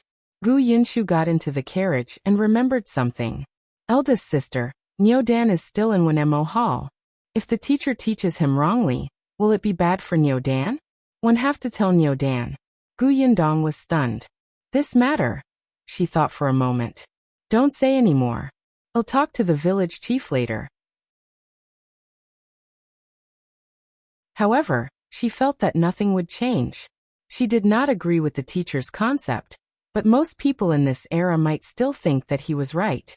They felt that since they were studying, they should focus on one goal, and not be distracted by anything else. Especially in the countryside, where their knowledge was limited, they felt that students should focus all their energy on studying. Going to the fields? We have parents and grandparents at home. We don't need you.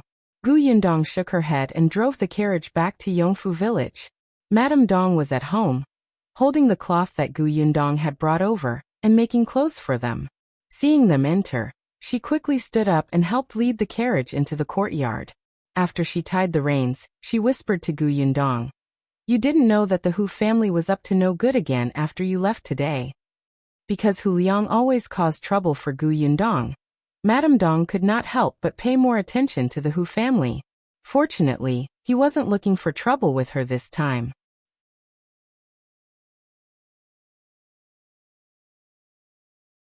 Chapter 122.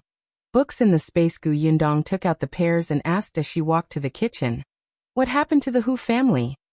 This morning, Hu Liang woke up and shouted. Later, for some reason, he suddenly said that Zhuangzi had also been to the county city. Moreover, Hu Liang had a fight with Zhuangzi before he was knocked out. Dong Xiulan sighed. Jin Yuexiang went to Zhuangzi's house and insisted that Zhuangzi had harmed Hu Liang and wanted him to compensate. The corners of Gu Yundong's mouth twitched. The Hu family must be crazy to want to extort money from everyone. They said that Zhuangzi knocked Hu Liang unconscious. Where was the evidence? They opened their mouths and bit him. How could Zhuangzi's family be willing? Zhuangzi rushed up to hit the Hu brothers at that time. If Zhuangzi's sister, Lan Huaner, hadn't cleverly gone to look for the village chief, who knows what would have happened? Gu Yundong sympathized with the village chief. Then what happened next? The village chief was also angry. There's no end to their nonsense. He told the Hu family not to cause trouble. It was the Peng family who broke Hu Liang's leg. If you have the ability, go to the Peng family. If you continue to accuse others, it'll chase the Hu family out of the village. The Hu family was shocked and returned home dejectedly. However, this time, the Hu family and Zhuangzi's family had completely fallen out. Dong Xiulan didn't know what the others were thinking, but she felt that this was good. Hu Liang's leg was broken, so let's see if he still dared to do bad things everywhere. Without him taking the lead, Zhuangzi and the other two also knew their place. Gu Yundong treated the Hu family's matter as a joke. She went into the kitchen, washed a few pears, cut them, and asked Dong Xiulan to bring them out for everyone to eat. Then she carried the remaining pears into her room. She asked them not to disturb her, and sat on the edge of the bed. She calmed down and began to search her spatial storage. Gu Yundong vaguely remembered that there were a few books in her spatial storage about planting fruit trees. During the apocalypse, everyone was focused on collecting supplies for food and clothing. Books were thrown aside and ignored. It was the same for Gu Yundong back then. As long as she had food and clothes, she could not care about anything else. Later on, when she was hiding in a small bookstore to avoid zombies, a teammate beside her sighed and said, "If one day, the apocalypse really ends, but these books are destroyed, won't a lot of knowledge be cut off?" As soon as he finished speaking, the zombies came in. In a moment of desperation, Gu Yundong only had time to scoop up the pile of books beside her into her space. Because of her teammates' words, Gu Yundong no longer only collected food and clothes. Occasionally, she would collect things that were not often used. After that, in order to survive, Gu Yundong did not carefully read these books. When she saw the old man selling pears today, Gu Yundong suddenly had the idea of planting fruit trees. There were not many types of fruits here. The prices were not low but ridiculously high. For example, the apples she had seen in the prefectural city.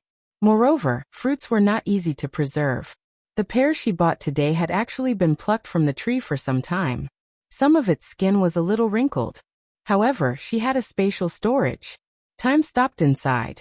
Even if she kept the fruits for a year or two, they would still be fresh. When it was not easy to sell the fruits in the county city, she could sell them to the prefectural city and further away. Even if she couldn't sell them, she could still make easy-to-storage food like jam and dried fruits. Coincidentally, she knew how to do all of this. To her, the most difficult part was actually the first step, planting fruit trees.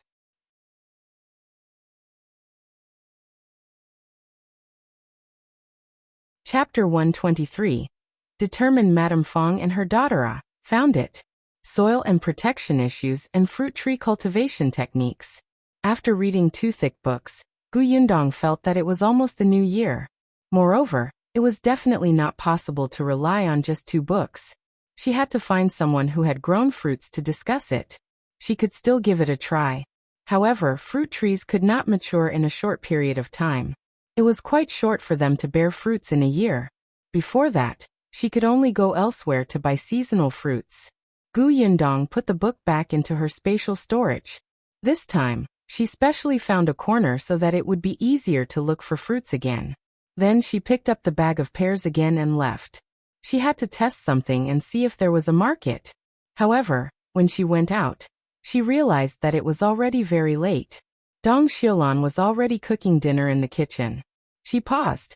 One guess will have to wait until tomorrow. Yundong decided to prepare the things first.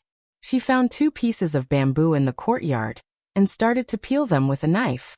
It did not take long for it to be cut into more than 10 small wooden sticks. Yunshu saw it and hurriedly ran over to ask, "Eldest sister, why are you cutting the wooden sticks?" "You'll know tomorrow." Not only did Yundong cut the wooden sticks, but she also dug out many molds of various shapes. This time, even Yunke and the Zhou siblings were extremely curious. They gathered around her and watched seriously. When Yundong was done, she realized that there was a circle of children around her, including Madame Yang. She laughed and put the things away. "What are you all doing? Auntie is busy in the kitchen. Aren't you going to help?" The children instantly dispersed. After dinner, the sky turned dark. Qingyuan and Lu Wei still hadn't returned. Liu An had returned from the county city, but he looked listless and uncomfortable. Yundong guessed that he might have been scolded. Madame Fang and her daughter picked wild vegetables for another day and returned empty-handed. Yundong wanted to laugh, but she had clearly underestimated the stubbornness of the mother and daughter. The next morning, when she went out to the homestead to look at the house that was being built, she saw them at the foot of the mountain again. Yundong was speechless. "Did the 2 of you pluck all the wild vegetables at the foot of the mountain?" Feng Danning was beside her, looking energetic. "At this rate, we'll be able to set up the beam soon. When you're free, go to 6th grandfather's place and ask him to pick a good day for you." The start date of construction was chosen by 6th master. He was considered the most senior elder in Yongfu village now. Yundong nodded as he walked into the house. "Can one dig a well in this house? After you told me 2 days ago, one got someone to take a look. The front yard won't do, but there's a spring in the backyard that can be dug out. Shall one show you?" "Okay." Feng Danning brought her to the backyard. There was a place surrounded by wooden planks, probably to market. "This is it." Yundong looked at the location. It was actually not very good. However, it was better to have a spring than nothing. There was no need to specially get water from the well. It was much more convenient to cook and wash clothes. After looking at the house, Yundong returned to the Zhou family. There was no one in the courtyard, so the children followed Liu An to walk the horses. Madame Dong was brewing medicine in the kitchen. When she saw her return, she carried the medicine jar to the next room to see Zhou. Yundong thought of the things she had prepared yesterday and immediately ran to his room. She took out the pears and wooden sticks and went straight to the kitchen. She washed a few pears, peeled them, and cut them into pieces. Then she used gauze to squeeze out the juice.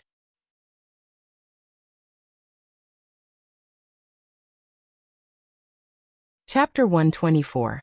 Qingyuan is back. It was a pity that she did not have a juicer. Otherwise, she would not be so tired. After squeezing the pears dry and filtering them twice until there was no residue left, she placed them aside as a backup.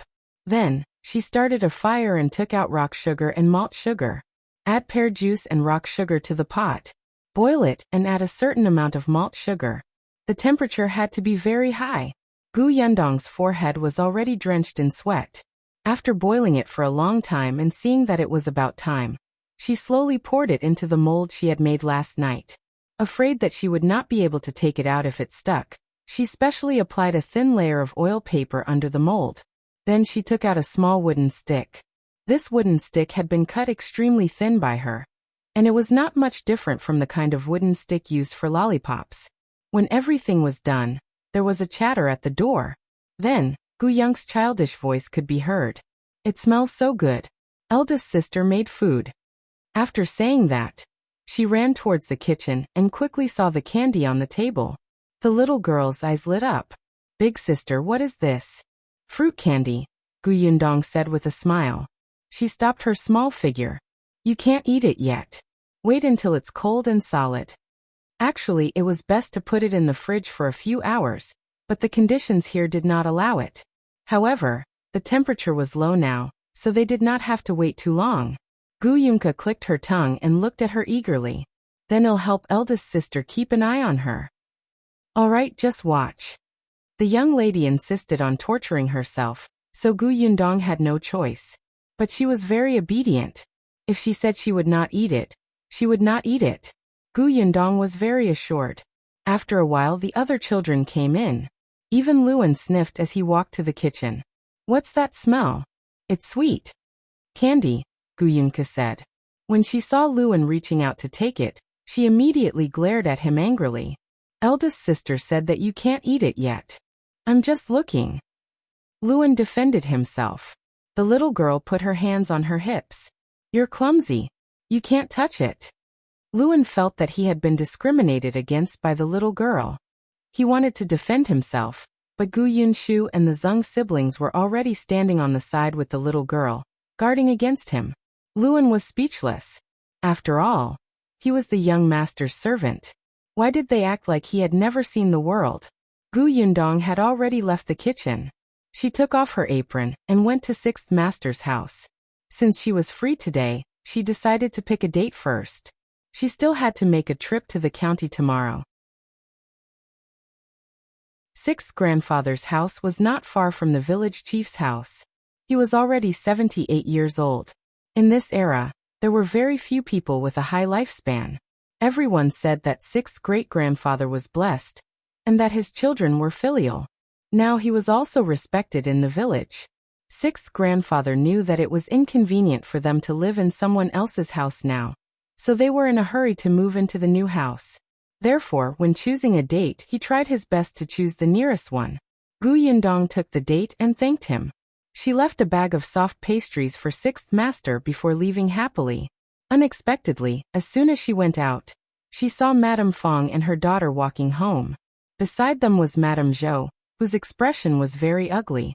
Yundong had sharp ears and eyes. She could vaguely hear Madame Zhou's dissatisfied voice. It's not like we don't have vegetables at home. Even if you want to eat wild vegetables, you can go alone. Why do you have to surround the foot of the mountain all day? Your chickens have all run out, and the pigs are so hungry that they keep crying. Why?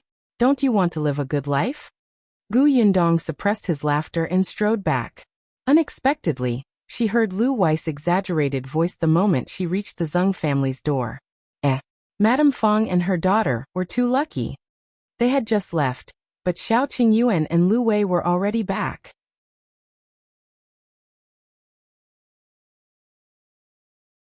Chapter 125.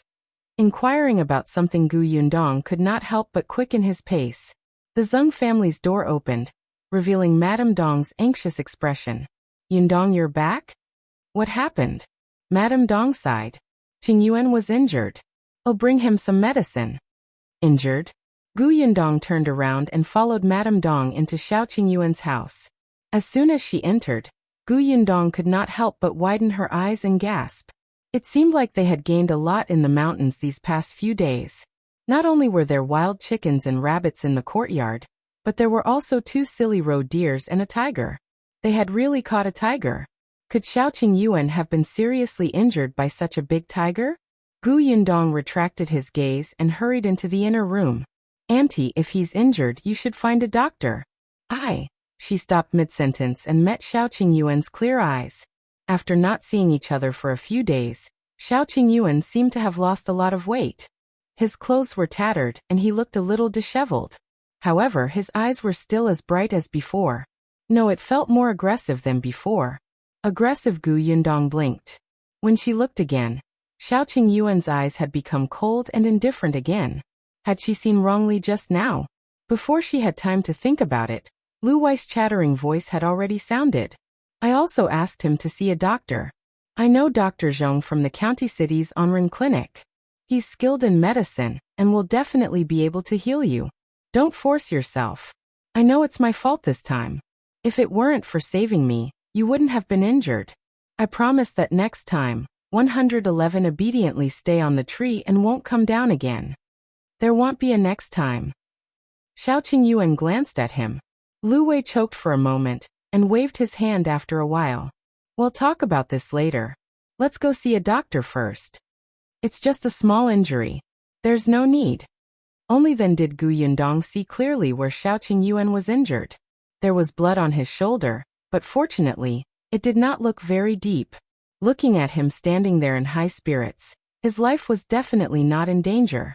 Yundong heaved a sigh of relief. Qingyuan glanced at her discreetly and smiled. He said to Lu Wei, "Go boil water. 111 Go back to my room to apply the medicine." This wasn't the first time Qingyuan had been injured. His family had prepared trauma medicine. The medicine that Madame Dong had brought was for Zheng Hu. It was useless to him. Seeing that he couldn't persuade him, Lu Wei felt a little vexed and guilty. He sighed and shouted at Luan, "Have you boiled the hot water? Your young master stinks." Yundong had wanted to walk to his side and ask about the situation when they entered the mountain, but she immediately took a step back when she heard this. "Lu Wei, you're too obvious, aren't you? You actually dare to despise my peerless handsomeness?" He snorted and deliberately walked towards Yundong. Yundong picked up a stick and pointed it at him. "Stop, stop. Talk from this distance." Lu Wei was so angry that his nose was crooked.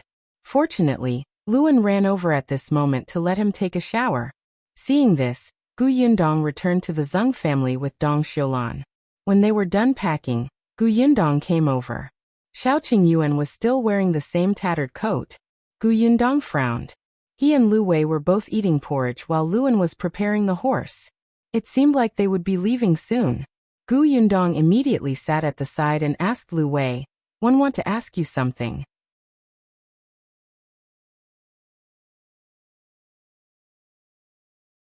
Chapter 126. Who is Brother Qin? You want to ask me for something? Lu Wei glanced at her, then turned around with the bowl of porridge in his hand with his back facing her. Back then, you were full of disdain for me. Now you want to ask me questions just like that? Are we very close? The corners of Yundong's mouth twitched. So be it. She turned her head and spoke to Qingyuan. There's a lot of prey. How you plan to deal with them?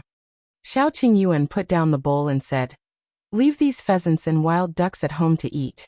Pack them up and keep them. Young Master Lu bought that big worm. As for the 2 roe deers, one is for young Master Lu to bring back, and the other is for us to keep at home." Great. It just so happens that I haven't eaten roe deer meat before. Yundong's eyes lit up. Now Qingyuan's food was brought over by the Zheng family. When he said that he keep the meat at home to eat, he actually meant that he would stay at the Zheng family's house and eat together. However, before he could finish speaking, Lu Wei suddenly turned around and almost threw out the porridge in his hand. "No, you have to give me both the roe deers. I specially followed you into the mountains to hunt for that roe deer. I prepared that for Brother Qin." Yundong was still talking to Qingyuan. "How much money did you sell the tiger for? Let me tell you, this thing is full of treasures and is very valuable. It's not cheap to sell. Don't be cheated by young Master Lu." Qingyuan smiled and nodded. "This tiger skin is incomplete. There are several wounds on its body, and its fur color is not very pure. The price is a little low. The tiger bone and whip were sold according to the purchase price of the pharmacy. In addition, there's tiger meat. Did the 2 of you hear me?" Lu Wei suddenly placed the bowl on the table. "We're talking about the roe deer. One said that I want both roe deers. Also, Yundong, what kind of person do you think one am? Would one go and cheat Qingyuan? He saved me. Am one that kind of ungrateful person? Who is Brother Qin?" Yundong suddenly asked. Lu Wei subconsciously replied, "Brother Qin is an impressive figure. He was a scholar at 3 years old, and a martial artist at 5 years old. He knows everything in the world. He's also the youngest top scholar in this dynasty. When he was 18 years old, he was appointed as the top scholar by the late emperor." Lu Wei suddenly shut up and snorted. "Why are you asking this?" Yundong said, "I'm just curious. Seeing that you value Brother Qin so much and insist on keeping both roe deers for him, he should be an impressive person." Listening to you, it's true. I didn't expect young Master Liu to know such a person. Of course. We're very close. Although Brother Qin might not remember him, he was definitely going to call him Brother Qin. Since he's the top scholar, shouldn't he be an official in the capital? Young Master Liu, are you sending the road deers to the capital? Lu Wei shook his head. He's not an official in the capital. He's in Fengkai County now. In Fengkai County? What for? Lu Wei stopped halfway and snorted again. Why are you asking so many questions? Anyway, it has nothing to do with you. By the way, didn't you say that you wanted to ask me about something? What is it? Ask me. I'll tell you what one know. Yundong resisted the urge to roll her eyes. Are you a pig? Why do you keep snorting? However, seeing that it was getting late, Lu Wei and the others should be leaving in a while. Anyway, he was no longer as awkward as before. I want to ask about the school in the county. However, Lu Wei suddenly stood up and knocked over the stool behind him.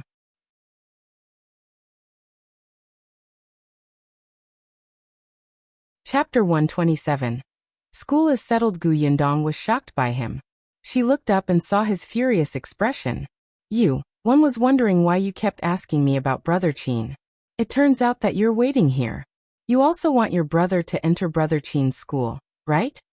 Yundong was dumbfounded at first, but then her eyes lit up. So this Brother Qin opened a school in Fengkai County. Wait a minute, Lu Wei just said that he was the top scholar, right? From the way he addressed him, that guy didn't sound very old. Yundong looked at Lu Wei with a smile. Don't be agitated, don't be agitated. Sit down and calm down. Tell me about Brother Qin's school. Lu Wei was stunned. He looked at her for a long time and suddenly realized that he had confessed. He was instantly annoyed. He looked at Yundong accusingly. I don't know what you're talking about. Hey, are you looking for a fight again? Qingyuan had already finished his porridge and could hear their conversation clearly. He wiped his mouth and said to Yundong, leave the 2 roe deers at home to eat. It's easy to keep them in this weather. See if you can figure out how to make more dishes with the deer meat. Lu Wei almost fainted from anger. He turned to look at Qingyuan angrily. The latter turned sideways and aimed his injured shoulder at him. Lu Wei immediately became listless. He took a deep breath and told himself that this guy was his savior. He could not be ungrateful. After slowly calming down for a while, he said, forget it, forget it. It's not a secret anyway. Everyone in the county knows. Only people in remote places like you don't know anything. Yundong raised his eyebrows. Go ahead. Brother Qin's original name was Qin. After he became the top scholar at the age of 18, he became an official in the Hanlin Academy in the capital. He was young and energetic, and he was also smart. He was full of ambition and wanted to make a contribution to the country and the people. But the late emperor, Lu Wei paused. There was no need to elaborate.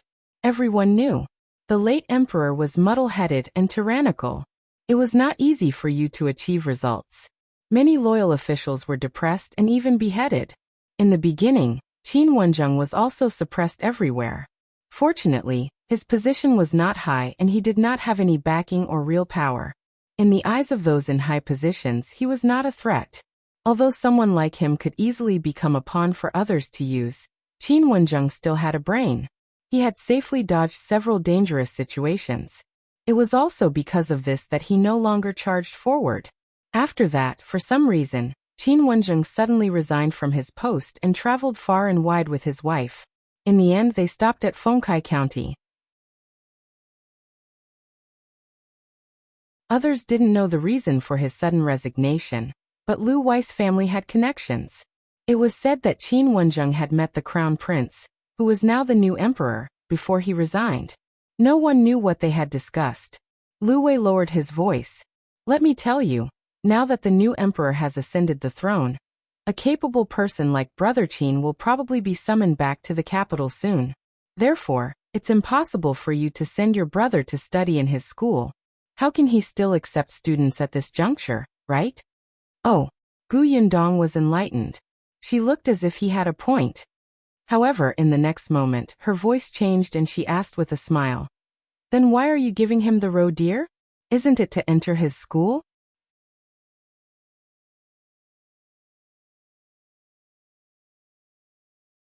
Chapter 128.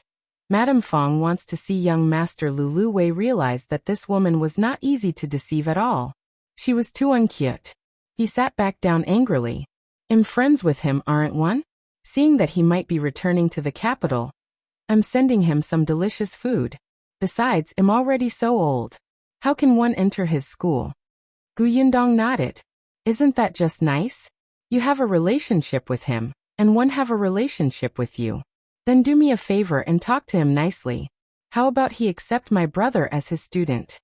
Didn't I say that he? I know, but didn't you say that it's possible for him to return to the capital? It's just a possibility. You're not sure yet. Of course, even if he really wants to return to the capital. He used to be the top scholar in the examination. His knowledge must be very good. It's worth it for my brother to be his student for a day or a month, right? Lu Wei's eyes widened. F*CK, F*CK, F*CK, F*CK. Could this woman read his mind? How did she say what he was thinking? Yundong looked at him with a smile. Beside him, Qingyuan tilted his shoulder. Lu Wei held his chest. Why was he so kind? If he was as heartless as Peng Zhongfei, he wouldn't have to care about this adulterous couple. After a moment of silence, he finally gritted his teeth fiercely. He lowered his head and muttered. What friendship? One don't have any friendship with Brother Qin. Otherwise, why would I send roe deer meat, so that my brother can enter his family school? Cough cough. Yundong choked on her own saliva. Lu Wei flew into a rage out of humiliation. Why? Do you think it's so easy to enter his school? The young master of the county magistrate's family wanted to learn from him, but was rejected. He didn't give him any face at all, okay? Brother Qin has his own way of accepting students. It's not useful just because you're rich and powerful. It's also not based on talent and looks. It's not easy to enter, okay? Could it be that the roe deer meat? Yundong guessed softly. You're smart. Yundong was speechless. Why did she feel that this reason was even more unreliable?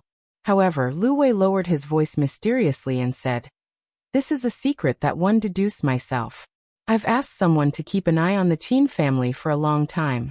I realized that the servants of the Qin family often go to buy wild animals. Last time, Brother Qin took in a student because that student's father gave him a large piece of roe deer leg. I promised my father that I would definitely send my brother to his school. That's why one entered the mountains fearlessly. Do you think it's easy for me? So you're not allowed to snatch it from me.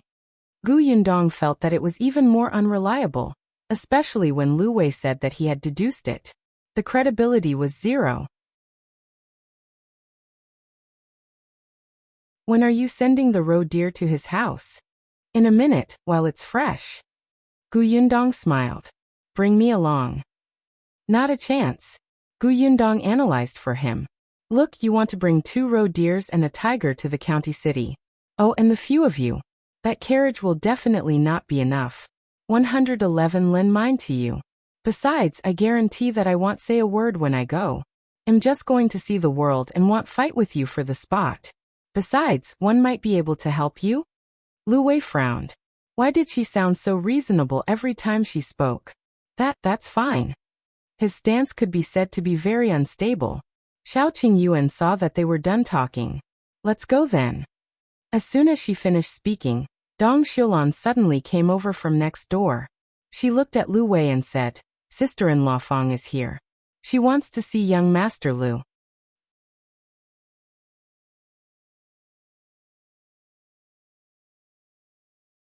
Chapter 129. So what if I hit you? Lu Wei was confused. Sister-in-law Fang? Who? It's the mother and daughter who brought you to Yongfu village, Yundong said. This person's memory was really bad. Lu Wei suddenly reacted. It's them. Then let them come over. Dong was in a difficult position. She hesitated for a moment before saying, They said they don't dare. That was why she went to the Zhou family and waited for young Master Lu there.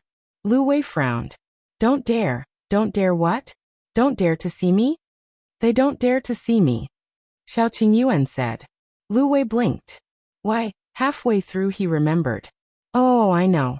Back then, they seemed to have said that you were a wolf cub and were very scary. Yundong glared at him fiercely. Don't speak if you don't know how to speak. You're the wolf cub. Qingyuan saw her small actions and couldn't help but smile. He was in a good mood. Lu Wei, on the other hand, was baffled by the glare. He said with a dumbfounded expression, I didn't say anything. But then again, why do they call you a wolf cub? One don't think you're scary at all. TSK, forget it. Since they don't dare to come, don't come. I'm busy. I won't see them. In any case, they were not familiar with each other, so it was probably nothing important. Yundong wanted to laugh. How many times had Madame Fang and her daughter been back and forth at the foot of the mountain? Previously, they had been brought home by Madame Zhou. When they heard that Qingyuan and the others were back, they immediately ran over. Their spirit was really admirable. Dong Xiulan went back. She was just passing on the message. She wasn't familiar with young Master Liu, so she naturally wouldn't say anything.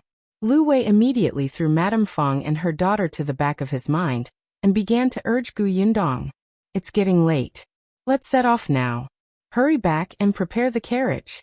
We'll leave immediately. Alright, let's make things clear first. Javili carriage is meant for people.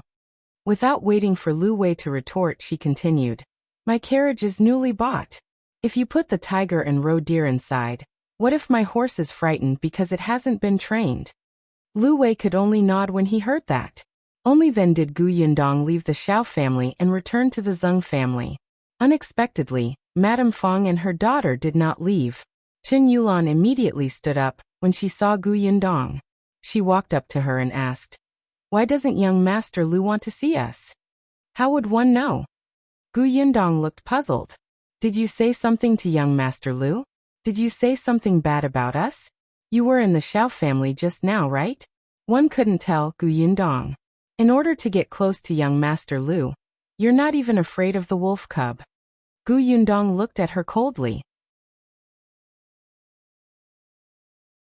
Say that again.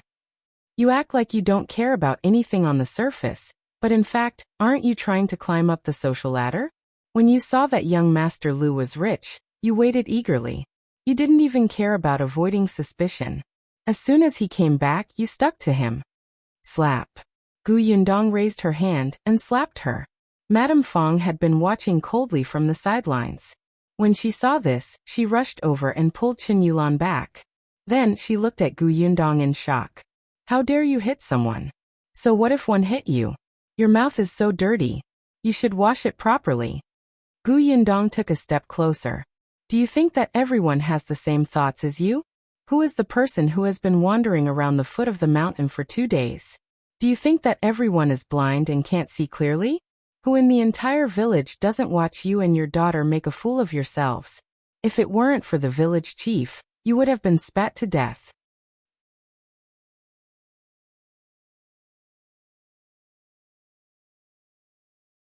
Chapter 130. Sudden Despair. 2. Zhao Ritian waved his hand, and decided to settle this matter quickly. When the 5 people opposite heard Zhao Rishan's words, they immediately revealed happy expressions. They knew that this matter had finally been resolved. However, just as the 5 of them were about to leave, a sudden change happened. Howl! Suddenly, a roar came from behind the 5 of them. The sudden sound frightened the 5 people, because they were very familiar with that cry. That cry was completely a zombie's cry. The 5 of them hurriedly turned around, and were shocked to see that their boss had turned into a zombie. At this moment, their boss still had an arrow stuck in his head, but it did not affect the other party's activities. After the other party saw the 5 of them, he pounced on them. Faced with this situation, the other 5 people had never expected to see something like this. Especially shocking was their boss, who suddenly turned into a zombie and pounced over. This development immediately frightened the 5 people. All of them wanted to escape quickly. Unfortunately, the boss didn't become completely stiff after turning into a zombie. He quickly pounced on one of them. Then they heard a series of tearing sounds. The young man who was pounced on was instantly bitten by the zombie boss. Quickly pull away from the other party. No, you can't pull away. He will be infected if it's already bitten him. At this moment, the others immediately reacted. A few of them wanted to pull away from the other party, but when they thought that the other party had already been bitten, they completely gave up on this idea. What are you looking at? Run quickly. Let's run in all directions. Run in all directions. Hurry. Upon hearing this sudden sentence, the remaining 4 people instantly ran in 4 directions. Now that a zombie had appeared in this place, it was completely unsafe. Therefore, they could not stay here. The most important thing was to leave this place first. Just as Zhao Ritian was about to leave with his sister, he suddenly realized that the 2 people who had been shot by his sister had also gotten up. After they got up, they charged towards Zhao Ritian and his companion. They opened their bloody mouths, looking extremely ferocious. It was as if they were going to take revenge on Zhao Ritian and the other person for the previous hatred and conflicts. Seeing the 2 zombies rushing over, Zhao Ritian did not escape immediately. Instead, he gritted his teeth and raised his shield, knocking one of the zombies to the ground. Quick, go and help my sister. I'll deal with this zombie, Zhao Ritian hurriedly said to Chu Xiao. At the same time, he held his shield and kept hitting the zombie that he had knocked to the ground. Bang! Bang! Bang! Bang! A crazy smashing sound rang out.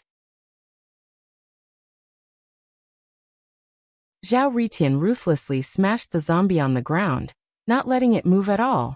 At the same time, Zhao Rishan's sister also raised her bow and shot the calf of the zombie opposite her. Soon, the zombie fell to the ground. Clearly, she knew very well how to deal with such zombies. They had to have dealt with many other zombies before, which was why they were so experienced. He'll control his movements. You think of a way to smash his head. Zhao Rishan's sister quickly revealed her plan. They had dealt with this kind of zombie before. They knew that as long as they smashed their heads, they could get rid of the zombie in front of them. As long as they attacked fast enough, they could completely finish off the 3 zombies quickly. When Chu Xiao heard this, he did not do anything. Instead, he just watched calmly. When Sister Zhao Yutian saw Chu Xiao's actions, she immediately felt that something was amiss. However, she had no room to keep talking and persuade him. Instead, she hurriedly took out a hammer from her backpack. She walked past Chu Xiao and smashed the hammer in her hand on the zombie's head. Immediately, blood splattered. Soon after a series of crazy beatings, the zombie was finally killed completely. Chu Xiao could tell that the other party had specially thought of a way to flip the zombie's body so that the back of its head was facing the sky. The other party was desperately beating the back of the zombie's head into pieces. At this moment, Zhao Ritian had also finished off the other zombie using the shield in his hand to smash the back of the zombie's head into pieces. Clearly, the 2 of them had already discovered the zombie's weakness, so they attacked very decisively and ruthlessly without any hesitation. After his sister intercepted the 2 zombies, Zhao Ritian and his sister hurriedly looked at the last zombie. However, at this moment, something even worse happened. Help! No. Why are there so many zombies here? Where did they come from? The 4 people who had escaped previously actually ran back one by one. However, the 4 of them were in a very bad state, because 2 of them were actually holding each other's arms and necks. It was obvious that they were injured. In addition, they could completely understand what the other party had said earlier. The other party had been bitten by a zombie. Stop following us. You've all been bitten by zombies. You'll definitely become a zombie. Do a good deed and lure the zombies away. The other 2 young men shouted angrily at the 2 people who had been bitten. In their opinion, since he had already been bitten, he should not continue to follow them. They might as well act honorably and sacrifice themselves to lure the 2 zombies away. That way the other 2 could be safe. Don't even think that he'll die alone. Don't even think about surviving on your own. We must die together. The eyes of the 2 young men who were bitten were also red. They didn't care at all, and couldn't help but roar angrily. The argument between the 2 immediately attracted the attention of the other zombies. Soon, a large number of zombies rushed over from all directions. Clearly, they were attracted by these 4 people. After seeing the current situation, Zhao Ritian and his sister looked at the current situation in despair. If there were only a few zombies coming at them, they would have the confidence to think of a way to escape, But the zombies' numbers were already too terrifying. The current number was no longer that simple. It was no longer a question of whether they could escape, but a question of whether they could keep their corpses intact. Sister, it looks like this is the end of us. It looks like we have no way of leaving this place, Zhou said helplessly. Although he said that there was no way, his eyes were filled with unwillingness. Although Sister Zhou did not say anything, a very sad expression appeared on her face. She had not expected that they would encounter such a thing when they were clearly about to leave this place. It seemed that this was their fate. All right, we're all going to die here next. What a pity. I've never touched a girl's hand in my life, Zhou said with some distress. Now he felt that he was really regretful. However, at this moment, he suddenly saw Chu Xiu walking in. It indeed made him feel a little strange. Hey brother, why aren't you afraid at all? Could it be that you've already ignored life and death? At that moment, he was a little puzzled. This was because Chu Xiu did not look like someone who was facing death at all. Instead, he looked like he was on an outing. It's very simple, because these zombies are not a problem for me, Chu Xiu replied very calmly.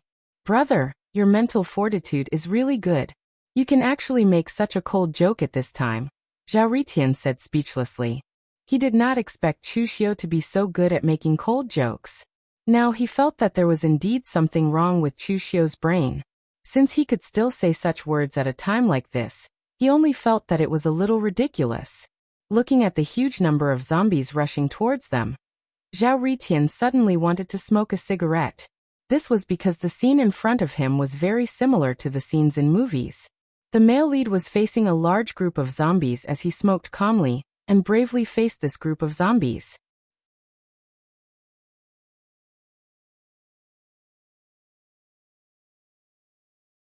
Chapter 131. Familiar figure Madame Fang took a step back, and looked up to see Qinliang walking out. She immediately started crying. Sister-in-law, you're poking at my heart. I've been Brother Tian's widow for so many years and rarely left the house. One didn't expect to hear you say this. I might as well die. Madame Zhou sneered. Go back to your house and cry.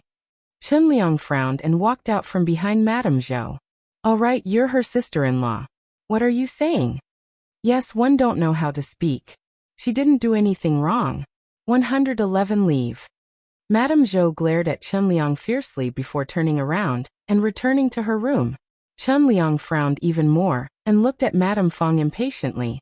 Why didn't he feel that Madame Fang was so unreasonable in the past? Don't cry anymore. Your sister-in-law has been in a bad mood for the past 2 days. Don't take what she said to heart. Go back first. Uncle, you also think that what I did was wrong, right? One really don't have any other intentions. It's just that young Master Liu's family is in the county city. They have a big family and power. In the future, when Yulan marries into the Wu family, the Wu family will also want to do some small business in the county city. If we can build a relationship with young Master Liu, it will be helpful to the Wu family. Yulan will also have a status in the Wu family. Qinliang sighed. All right, I understand. You guys can go home first. Seeing that he did not believe her, Madame Fang was a little anxious. However, Qinliang looked like he was unwilling to say more. She could only bite her lip and bring Qingyuan home. At this moment, Yundong had long forgotten about the mother and daughter, and had already prepared the carriage. On the other side, the big tiger and roe deer had already been loaded into Lu Wei's carriage. However, Luan was a coward. Even if it was the tiger's corpse, he was still very afraid. Therefore, he could only let Shao Qingyuan drive the carriage. Luan ran to Yundong's side and jumped into the carriage. As a result, only Yundong and Lu Wei were left in the carriage. Yundong was speechless. Lu Wei. When the carriage left the village, Yundong suddenly shouted, Luan, come in. 111 drive the carriage. Luan was so frightened that he subconsciously entered the carriage. Yundong took the reins and sat on the shaft, swaying. Lu Wei's face was ashen. He was despised again. Yundong drove the carriage behind Shao Qingyuan. Her driving skills were not very good. Shao Qingyuan saw that there was still time and slowed down slightly. When they arrived at the county city, the surroundings immediately became lively. Wind Chaser was a good horse. He was used to following behind Qingyuan's carriage, and did not need Yundong to exert much effort. Qin Wenheng's school was in the east of the city. Liu Wei had to return to the Liu residence to bring his brother over first. Unexpectedly, when they were about to reach the Liu residence, Yundong suddenly saw a familiar figure flash past. She was suddenly stunned. She sat up straight and turned around. At the next moment, she grabbed the reins and jumped down from the shaft. "Liu An, come out and drive. Want have something on? I'll be back in a while." With that he ran away. Liu Wei lifted the curtain of the carriage and only had time to see her back view. Qingyuan, who was in front, also heard it. He subconsciously stopped the carriage and jumped down, wanting to chase after her. She was stopped by Liu Wei. She said she'll be back in a while. "Anyway, I've already told her the address of Brother Qin's school. She'll find it." Liu Wei felt that since she was in such a hurry, she definitely wanted to go to the toilet.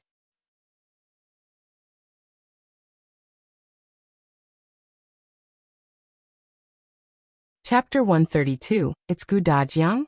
But Yundong had already chased after the familiar figure in front of her, and turned into another street. The person in front walked very quickly. Yundong could only call out to him, Dajiang, Dajiang." However, that person did not react at all. In the blink of an eye he entered an alley. Yundong hastened his pace, afraid that the wrong person would disappear. However, this street was a little congested. There were even stalls in front. Yundong was anxious and could not care less. She directly passed through the stall. She thought that she would be able to jump over, but the stall owner suddenly stood up. Yundong avoided her, but she did not avoid the basket on the ground. The basket fell, and Yundong could vaguely feel the things inside fall out. She did not even have time to take a look. She only said to the stall owner, "I'm sorry, big sister. 111 come back and compensate you later." As soon as she finished speaking, she turned into the alley. Seeing that the person in front of him had not disappeared, Yundong finally heaved a sigh of relief and hurriedly ran forward. Dajiang, father you." That person turned around and Yundong choked on her words. No, it wasn't Dajiang. She had recognized the wrong person. That's right. This is a small county city under the Xian'er prefecture. The probability of meeting Dajiang is too low. How could it be him? However, this person's side profile was too similar. That person looked at Yundong in confusion. "Miss, what's the matter? If there's nothing else, I'm leaving. I'm on my way." "I'm sorry, I mistook you for someone else." Yundong smiled apologetically. After watching the person walk away, she let out a sigh of relief and patted her face. "It doesn't matter. We'll find him one day. Right, that vendor?" Yundong hurried back to the basket that she had knocked over earlier. Only then did she see what was in the basket. It was oranges. More than half of the oranges had fallen to the ground. The couple who sold them were squatting on the ground to pick them up. Yundong quickly picked the oranges up and lowered her head to apologize. "I'm sorry. I ran in a hurry just now and knocked over your basket. Count how many of them are broken.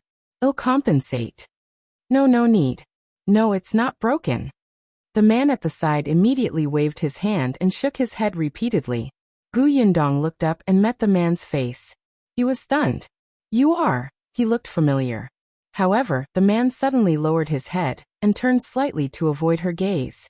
Yundong frowned and looked at the woman beside him. Then she came to a realization. "It's you." Zhuangzi's parents had seen him once, so they almost didn't recognize him.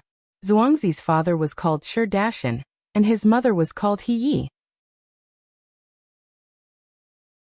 According to Dong Zuyan, this couple was very timid. It seemed that they had encountered something in the past. Now they did not dare to fight or snatch anything. They would retreat when they could. She did not know how these two cowards raised their children. Her son had become a rogue, and her daughter was also smart. No wonder when she had asked the four families to compensate her. The Hu family had pestered them endlessly, but this family had immediately nodded and said that there was not enough money. They had obediently gone to gather money. They were so obedient that Yundong felt like he was bullying an honest person. Miss Gu, the oranges aren't broken. Let's just wipe them." If you have something to do, go ahead, he said softly. In the eyes of the couple, Yundong was a little scary. After all, even someone like Hu Liang could not do well in her hands. Not only was he beaten up, but he also lost money.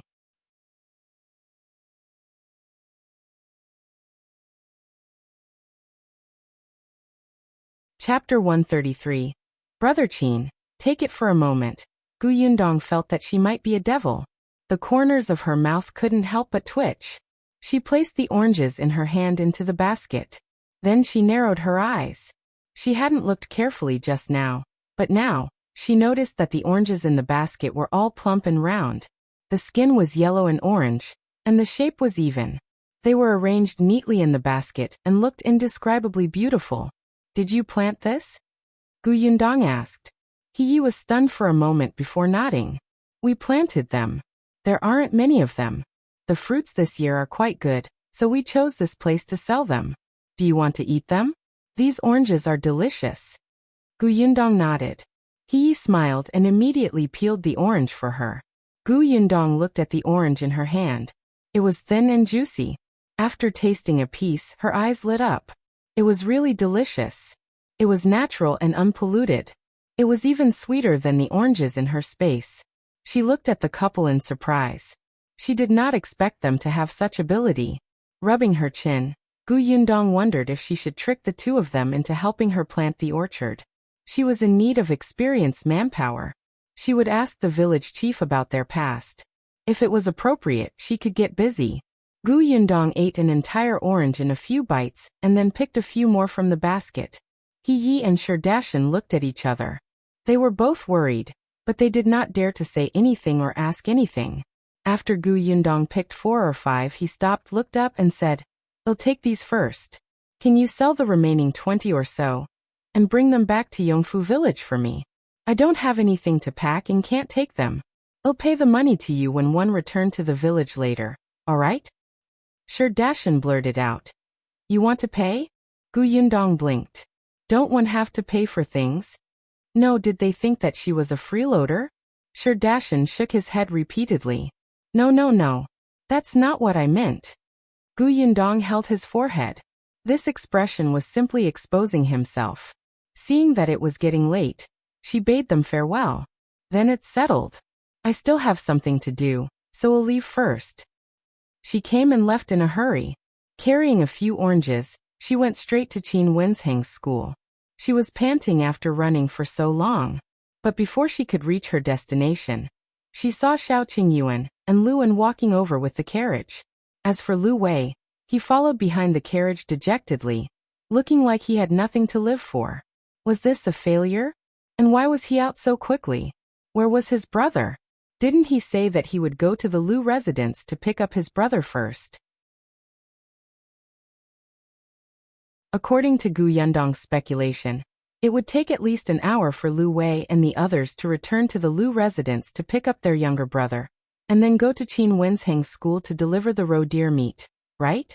At the very least, if Lu Wei nagged seriously, it would definitely take more than an hour. But how long had it been? Yundong walked over and distributed the oranges in his hand to Qingyuan and Liu An.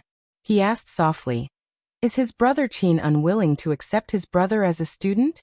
No, he isn't, Qingyuan said. Yundong's eyes widened. He actually accepted it. But she pointed at Lu Wei in surprise. Then why does he look like the sky is falling? Look.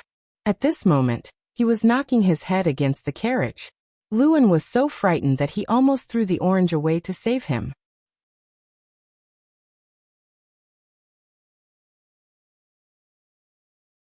Chapter 134. Bring back the roe deer. Before Qingyuan could answer, Lu Wei was already standing in front of Yundong. His eyes were wide open, and his lips were pursed tightly. He panted heavily, looking furious. Yundong blinked and blinked again. Wasn't it your wish to accept your brother? But what does that have to do with me? Yundong replied. Lu Wei was already exasperated. Brother Qin accepted my brother not because I risked my life to go deep into the mountains to hunt those 2 roe deers, but because he owes my family a favor. Yundong was enlightened. So even if you didn't give him the roe deer, he would still accept your brother, right? That's right. His father had lied to him. This definitely wasn't his biological father. No. Yundong narrowed his eyes and glanced at the carriage behind him. He asked, "Then can you give me 2 roe deers? I've already given them to Brother Qin." "Since those 2 roe deers are useless, why did you give them away?" Yundong wanted to pry open his brain to see if they were made of paste. Lu Wei also wanted to cry. "Do you think I want to? One gave him the 2 roe deers before he told me that he owed my family a favor." Yundong clicked his tongue. As expected of the top scholar at such a young age. He's indeed sinister. "That's right. I've already given it away. One can't go back on my word and ask him to take it back, right?" Lu Wei used to think that Qin Wenzheng was noble and magnanimous. When the court was in turmoil, he was a very far-sighted gentleman. As expected, he was still inexperienced. Yundong looked at him. "Why can't I take it back? He accepted your brother to return the favor. If he accepts the roe deer, it's equivalent to not returning the favor. Let's go and ask him to take it back now." Lu Wei was stunned.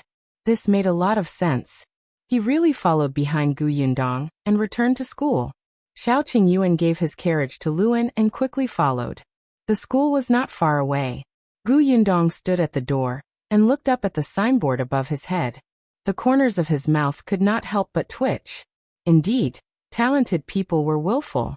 They didn't even give a name, and just called it a school. The concierge knew Lu Wei.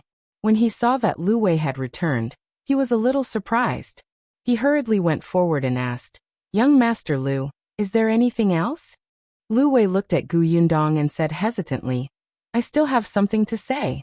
I'm here to look for Elder Brother Qin. Please inform him." The concierge nodded and quickly ran inside. Lu Wei thought about it and turned to Yundong. "You want those 2 roe deers back because you want to send your brother to school, right? But do you think they will still accept your brother if you do that?" Bringing them back and sending them over was no different from taking off your pants and farting. It would even leave a bad impression on Brother Qin. Yundong glanced at him. Was he stupid? Did he really think that she was trying to get the 2 roe deers back? She was just finding an excuse to enter the Qin family. When she saw Qin Wenzheng, she would definitely not mention the roe deers. Yundong did not speak. He just waited quietly. The Qin family was not very big, and there were not many servants. The gatekeeper found Qin Wensheng's servant, and the servant went to the study. "Master, young Master Liu is here again." As he spoke, he glanced at the things on Qin Wensheng's table. It was an arrest warrant. On it was a portrait of a person. That person looked like a real person. It was said that Master had brought him back from the prefectural city.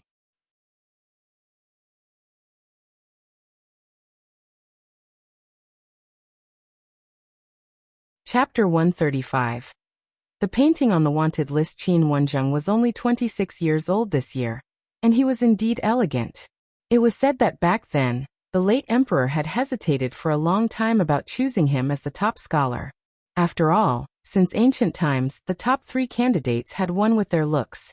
At that time, the 3rd place was already in his 30s, and he was still a little inferior to this man in terms of looks. Later on, there was still an old minister who argued on the basis of reason. He felt that the scientific examination valued knowledge, and appearance was secondary. Moreover, an 18-year-old top scholar would bring glory to the country. Especially it happened during the previous emperor's reign. It could be recorded in history. Perhaps the last sentence had touched the late emperor's heart. He waved his hand on the spot and Qin Wenzheng became the top scholar, the most handsome top scholar in history.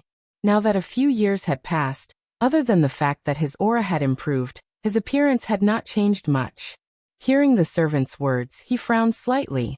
He was a little unhappy that he was disturbed. Without looking up, he said that Madam and I are out. He won't see us. After saying that, she lowered her head and looked at the wanted poster on the table. Beside the wanted poster was a piece of paper with a half-drawn picture on it. It was an imitation of the person on the wanted poster, and Qin Wenzheng was holding a charcoal pen in his right hand. Upon hearing this, The servant turned around and ran out of the study. He did not expect to run into Qin Wensheng's wife, Madame Ge. Madame Ge walked in with a plate of pastries in her hand and smiled. Why didn't I know I was going out? Qin Wensheng raised his head and waved for the servant to leave quickly. He went over to take the pastries. Why are you here? Aren't you riding with Ning? She went to see the 2 roe deer. She was overjoyed to know that there would be wild animals for dinner. Madame Ge walked to his desk and saw the wanted poster. She then looked at the half-drawn map beside it. She laughed. Master is indeed amazing. You've already learned how to draw like this. Qin Wensheng shook his head. Not yet. I feel like something is missing. Something was wrong. Isn't it good? They're very similar. Madame Ge looked at it carefully for a moment and felt that it was very lifelike. However, Qin Wensheng was very dissatisfied. He sat at the side and took a sip of tea. He said, Prefecture Magistrate Dai is too petty. No matter how I asked him, he refused to tell me who drew this arrest warrant. He said that he promised that person not to leak any news about him. Madame Ge covered her mouth and laughed. You're the one who taught me to keep my word. Why? Do you want the prefecture magistrate to go back on his word now? He didn't say anything because he wanted to protect the painter's identity, so that he wouldn't be in danger. I won't tell anyone. I just want to exchange painting skills with him. Qin Wensheng picked up the one he had drawn. He paused for a moment, then crumpled it into a ball and threw it away. Madame Ge could not stop him and looked at him helplessly. However, Qin Wensheng stood up. No, one have to go to the prefectural city. There are only so many painters in the prefectural city. I'll find them eventually. As he spoke, he left the study to call for the servant. The servant had just finished speaking to the concierge when he rushed back. At this moment, Yundong and the rest also saw the concierge who had just returned. Master and Madam just went out. Nonsense. You're the concierge. Wouldn't you know if they went out? Lu Wei was dissatisfied. The concierge said helplessly, they went out the back door. I couldn't see them either. Yundong pulled Lu Wei. Forget it. It seemed like he didn't want to see her anymore. It would be too ugly and repulsive to argue at the door like this.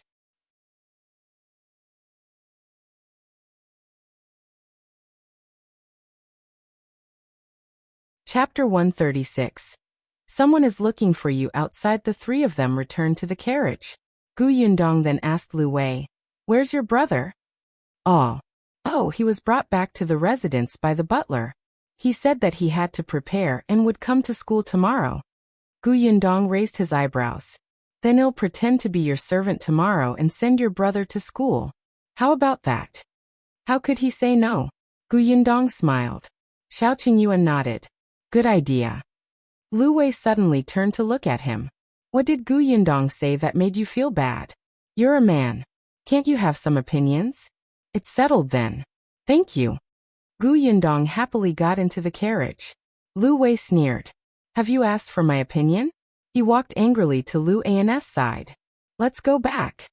They parted ways and never saw each other again. Qingyuan also got into Yundong's carriage. He was the one who drove them back. When they were almost at the village entrance, it was Yundong. On the way, he talked about this trip into the mountains. Everything was going smoothly, and Qingyuan's plan didn't go wrong. Lu Wei did indeed have some martial arts skills. Although he wasn't very strong, as long as he didn't encounter any big guys, it wouldn't be a problem. He was the one who got one of the roe deers, but he was too excited and overestimated himself. He did not listen to Qingyuan when they encountered the tiger, and was targeted by it. Qingyuan had been injured to save him. Fortunately, he had the crossbow that Yundong had given him. The crossbow could be operated with one hand, and it was very fast. It was much more useful than ordinary bows. It was precisely because of this that the tiger skin could not be completely preserved. Although Yundong felt that it was a pity, human safety was naturally more important. He comforted him and quickly avoided the topic. Not long after, the carriage entered Yongfu village. When she arrived at the Zheng family's house, she found that Dong Xiulan had already brought Madame Yang and Zheng Yu to clean up the wild animals in the courtyard. Yundong's eyes lit up. Although there are no roe deers, it's not bad to have wild chickens and rabbits. You like to eat roe deer meat? Qingyuan asked. Not really. I just haven't eaten it before. Qingyuan nodded thoughtfully. After driving the carriage to the Zhou family, he returned. Yundong went to his homestead to take a look. He did not expect Feng Danning and the rest to surround him. Yundong, I heard that Qingyuan hit a big worm. Is that true? Qingyuan and Lu Wei had brought the tiger back from the back door of the Shao family and gotten into the carriage. They were at the foot of the mountain, so almost no one saw them. No one knew who spread it, but no one believed it. A big tiger. That was a big tiger. Could it be easily caught? Yundong nodded firmly. It's true. What about the big tiger? He was taken away by young Master Liu. Oh. Everyone was very disappointed. They still wanted to see it. They had been excited for the entire afternoon, but who knew that they still didn't have the chance? Yundong went home to help cook dinner after visiting the homestead. Unexpectedly, as soon as she reached the kitchen, she found Miss Yunke sleeping on the table with her head tilted. In front of her was pear candy. Oh no, she had forgotten about this. When the little girl heard the sound, she opened her eyes and looked at her pitifully. Big sister, can't I eat it? She had been waiting for an entire afternoon. Yundong coughed lightly and quickly nodded. Sure. The little girl immediately cheered. Oh, go call brother and the others. She was a good child and had to tell her friends if she had food. Yundong laughed and shook her head. She took out the candies. After a while, the young lady came in. Big sister, someone is looking for you outside.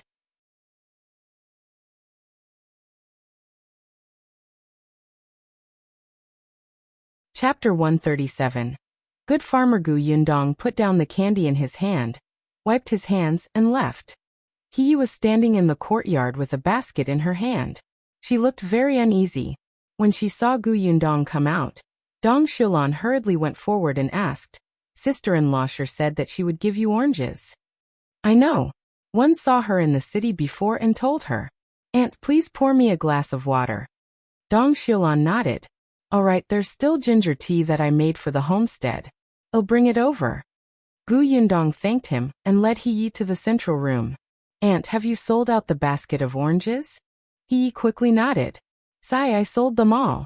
I met a tea house buyer and saw that the oranges were fresh, so I bought them all. My boss specially picked these and brought them back. Can you take a look? She placed the basket on the table and opened the cloth, revealing more than 10 round and refreshing oranges. Yundong liked it at a glance. He felt a little uncomfortable when she asked him to sit, so he sat on half of her butt. Auntie, calculate how much it is. I'll pay. He was silent for a moment before saying softly, one copper coin each. Yundong frowned. The pears he bought last time were also 1 copper coin each, but the quality of the pears was not good, and they were not very fresh. They could not compare to this orange at all. The price was obviously lower. Auntie, let's go with the market price. If you give me such a cheap price, others will say that I bullied an honest person. At this moment, Dong Xiulan came over with ginger tea. She handed it to He and said with a smile, The Sher family planted oranges well. Last time, a foreign merchant passed by the village and saw it. He bought it for 10 copper coins a catty. 10 copper coins per catty? In this era, a catty was 16 taels. The Sher family's oranges were big and watery. Almost 4 of them would be a catty. This was only what she had bought in the village. It might be more than that if she sold the orange at the market. Yundong knew what to do and took out 60 copper coins. Auntie, keep it. When He saw this, she quickly refused. That's too much. Yes, 50 copper coins is the money I paid for the 20 oranges. The other 10 copper coins are compensation for knocking over your basket. When He heard this, she did not dare to take the money anymore. It's not damaged. Why would one want compensation? Yundong had a headache. It was not good to be too polite. Dong Xiulan had been with her for a while and more or less understood her personality, so she pulled He aside to persuade her. Yundong heaved a sigh of relief. In the end, he accepted the 60 copper coins and thanked Gu Yundong again and again before leaving the Zhou family. Her son is a hooligan.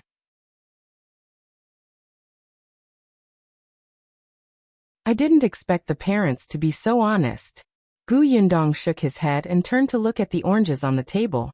He said to Dong Xiulan, "The Shi family's oranges are indeed planted well. They are fragrant, sweet and big." Of course. Shi Dashan and his wife are really good at farming, especially those fruit trees.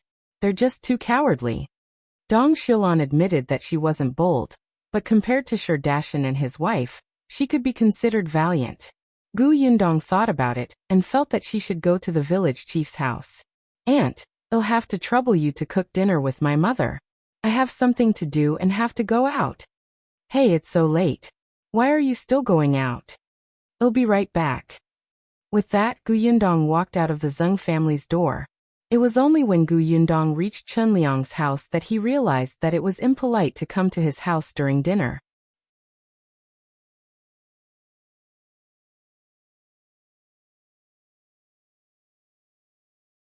Chapter 138. The Shi family's passed. Fortunately, when she entered, Madame Zhou had just started cooking. Chunliang was a little surprised to see her. "Why are you here at this time? Are you looking for me?" "I want to ask Uncle Chun about something." Chunliang walked to the central room and sat down. He pointed at the chair opposite him. "Ask away." "It's about Shi Dashan's family. One met them selling oranges in the city today. They looked big and sweet. Auntie Dong said that the couple is very good at planting fruit trees. One won't hide it from Uncle Chun. I want to plant some fruit trees, but I don't know much about this." Chunliang was a little surprised. "You want to plant fruit trees?" "Yes. In any case, the village chief would know if she bought land later." Chunliang lowered his eyes and thought for a moment before saying, "The older people in the village know what's going on with the Shi family. It's fine to tell you. Don't think that Zhuangzi is so unreasonable, but his parents are good. If you want to ask them for help, look for them. They're reliable." Gu Yundong was surprised. From the sound of it, there seemed to be more to it. Everyone in the village says that Shi Dashan and his wife are timid and weak. They will only lower their heads and admit their mistakes when they are bullied. Actually, they were not like this in the past. When the two of them first got married, they were energetic every day. In the beginning, they even bought a piece of land and planted fruit trees. Not to mention, they planted fruit trees better than the villagers. Not only were there oranges, but there were also pears, dates, persimmons. When those fruits ripen, they looked really good hanging on trees. "What a pity." Chunliang shook his head. At that time, there was a landlord in the neighboring village who took a fancy to that fruit forest and insisted on buying it. He even offered a low price. How could this person be willing to sell the fruits that he had painstakingly planted? Gu Yundong was puzzled. The landlord of the neighboring village had such a long reach? At that time, I wasn't the village chief yet. The person before me was a greedy person. He took some benefits from the landlord and helped the landlord force the Shi family to give up the fruit forest. Shi Dashan was still a little hot-tempered at that time. He argued with the landlord and chased the servants of the landlord out. After a while, the commotion became bigger and bigger. In the end, Shi Dashan's parents died. Gu Yundong's eyes widened. "You mean?" Chunliang sighed and nodded. "The landlord got someone to do it. The entire Shi family was beaten up. Shi Dashan and he were young. They would be fine after resting for a while. His parents were old. They fell sick every other day because of the previous incident.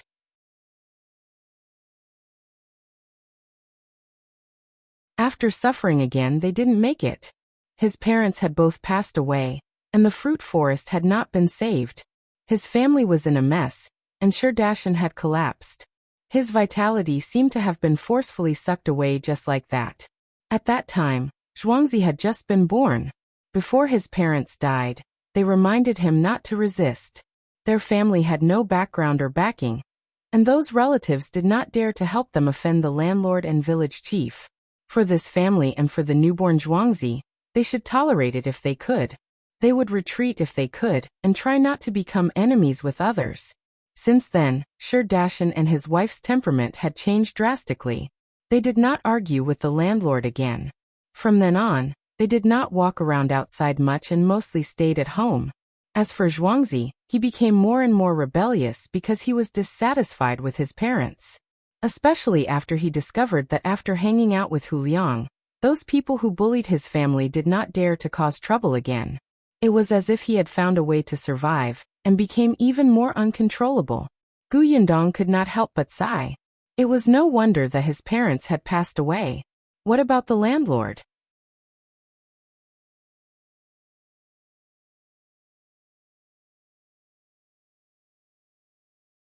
Chapter 139. Confrontation. When Yundong came out of the village chief's house, the sky was already slightly dark. She was not in a hurry. She walked slowly along the village path. She had been in Yongfu village for so long, but she had never felt the peace of Yongfu village at such a time. The sound of children crying could be heard from this house, and the sound of husband and wife quarreling could be heard from that house. It was lively, as if all kinds of life flashed past her eyes. She should be glad that she came to Yongfu village at the right time, and met Chen Liang as the village chief. The former village chief was said to have drunken alcohol one night, and had not found his home after leaving. He had frozen to death outside on a snowy day. Everyone said that he had done too many bad things and received retribution. The landlord didn't have a good ending either. A few years ago, Fengkai County had the current county magistrate. The landlord did something evil, and bumped into the county magistrate. His house was confiscated, and the landlord was beheaded. His family was exiled. Unfortunately, the Sure couple's temperament had already been set. Even if the two mountains that suppressed them were gone, they would not be able to turn around. However, Chen Liang was right. This did not stop her from asking them for help. Yundong's mood improved. She could not help but smile when she walked into the Zheng residence, until she saw the children confronting each other in the courtyard. On the left were Gu Yinshu, Niu Dan, the three Zheng siblings, and Madame Yang. On the right was Gu Yunke. But why did Gu Yundong feel that Gu Yunke, who was alone, was more imposing? The children did not see Gu Yundong enter. They were all holding lollipops, while Gu Yunke had 1, 2, 3, 4, 5. Alright, a whole bunch of them. In terms of the number of lollipops, she was more imposing than the few people opposite her combined. Kiki, you're being too unfair. We each have 1, and you have so many, Gu Yunshu said angrily. Gu Yunke immediately put her hands behind her back and hid the lollipop in her hand. However, in this way, a few candies fell out of the front pocket of her clothes. The little girl was stunned and hurriedly stuffed the lollipops into her pocket. The corners of Gu Yundong's mouth twitched. She had asked Madame Yang to sew this pocket for her. Occasionally, this girl would take some peanuts and chestnuts and put them in the pocket to eat slowly. The lollipop was wrapped in oil paper, so it would not stick to the pocket. After stuffing the lollipop into the front pocket, the little girl realized that the lollipops in the two sides of her pants had fallen out again. She was so anxious that she was sweating profusely.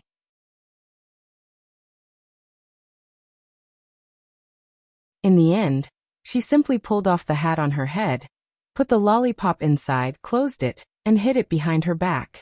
Then she raised her head. Her hair was bouncing because she had lost her hat.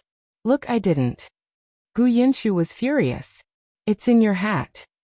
Hiding the candy in front of everyone. Did she think they were all blind? The little girl shook her head vigorously. One said no, so I didn't. Kiki, give each of us another one. You can have the rest, okay? Niu Dan coaxed her. He had licked the lollipop just now. It was simply too delicious. He felt like he was about to ascend to heaven. It was much, much better than sweets. He couldn't bear to eat another bite. Gu Yundong shook his head. He walked behind Gu Yunke and took the hat from her hand. The little girl was stunned and hurriedly turned around. When she saw that it was her eldest sister, she immediately pouted and looked at her pitifully. One didn't. That aggrieved expression, as if tears were about to fall the next moment.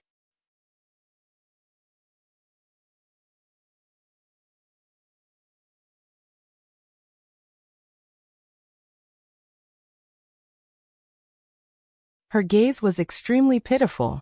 Gu Yundong was amused by her. Don't worry, there will definitely be one a day. If you perform well, Eldest sister will reward you with one more. With that, she went into the kitchen.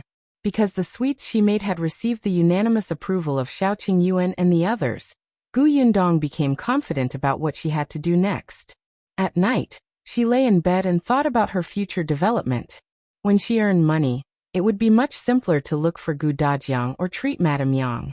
The next morning, Yundong put on the carriage and went out. Unexpectedly, when she left the courtyard, she saw that Shao Qingyuan was already waiting there. Young Master Liu hasn't given me the money. 111 go to the county city too. This is a big deal. Come up then. The two of them went to the Liu residence together. Unexpectedly, when they reached the entrance, Liu Wei was already waiting outside.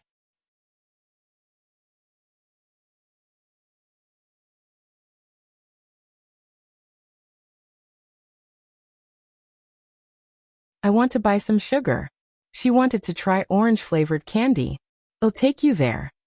The largest grocery store in the county was also on East Street. It was not far away. When Yundong entered, the grocery store was quite lively.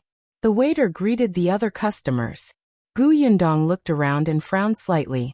Seeing that she didn't buy anything after walking around, and even looked a little unhappy, the shopkeeper walked over and asked, "Miss, what do you want to buy? Our shop is the largest grocery store in Fengkai County. You can buy anything you want." "I want to buy white sugar." She looked around but couldn't find it. The shopkeeper was stunned. He looked at her from head to toe. Judging from her clothes, she was also from the countryside. How could she afford white sugar? "Miss, this white sugar is not cheap. How much do you want?" "Let's start with 20 catties." The shopkeeper glared at her. Even the waiter and customers beside her turned their heads in surprise when they heard this. "How much do you want?"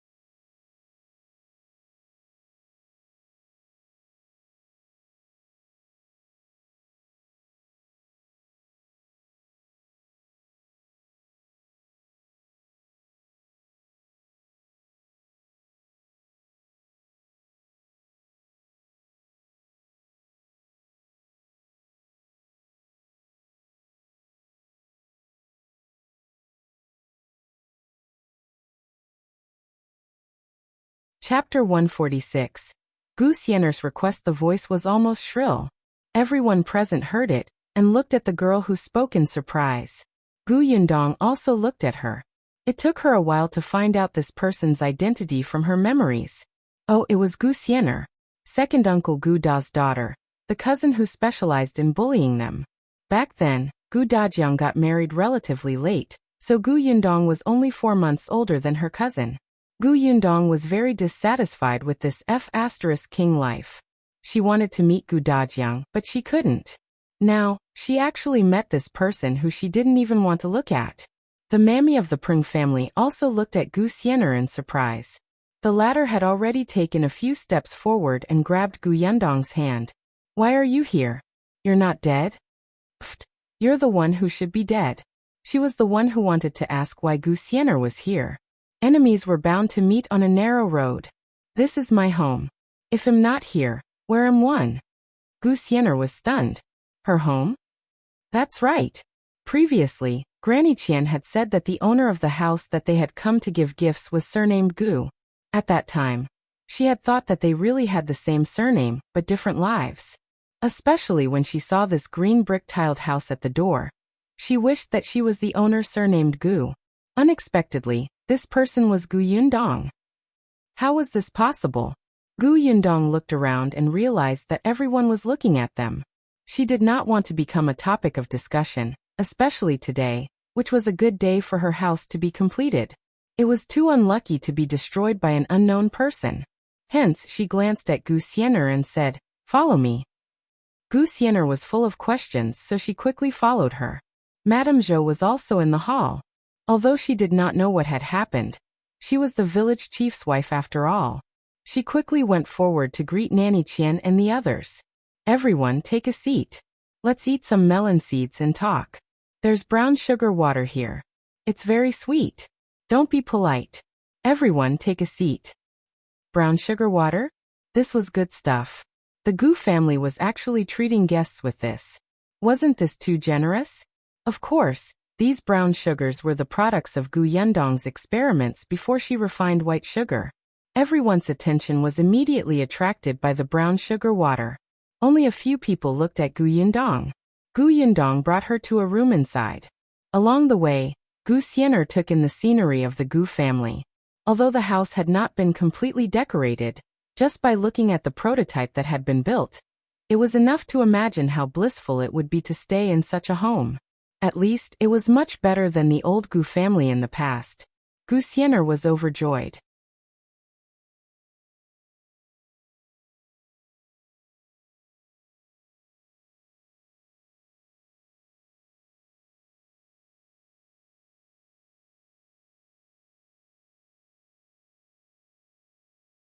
Oh, she will probably realize that you think the Peng family is a tiger's den. If I don't redeem you, I will leave you in the lurch? Gu Xian'er's expression changed. She didn't dare. She had only been in the Peng residence for less than 2 months, and was just a servant girl. Today, Granny Qian happened to see her cleaning the courtyard, and brought her along. It was said that she had this opportunity because those 2nd and 3rd grade maidservants refused to come to this countryside. Along the way, she had already seen Nanny Qian's strictness. If she heard these words, she would definitely suffer when she returned to the Peng residence. In fact, she had improved a little in the 2 months she had been in the Peng residence. It was just that she had suddenly met Gu Yundong, and was used to her previous way of doing things. Now that she saw that Gu Yundong was not easy to bully, she did not dare to be too arrogant. This was something that bullied the weak and feared the strong.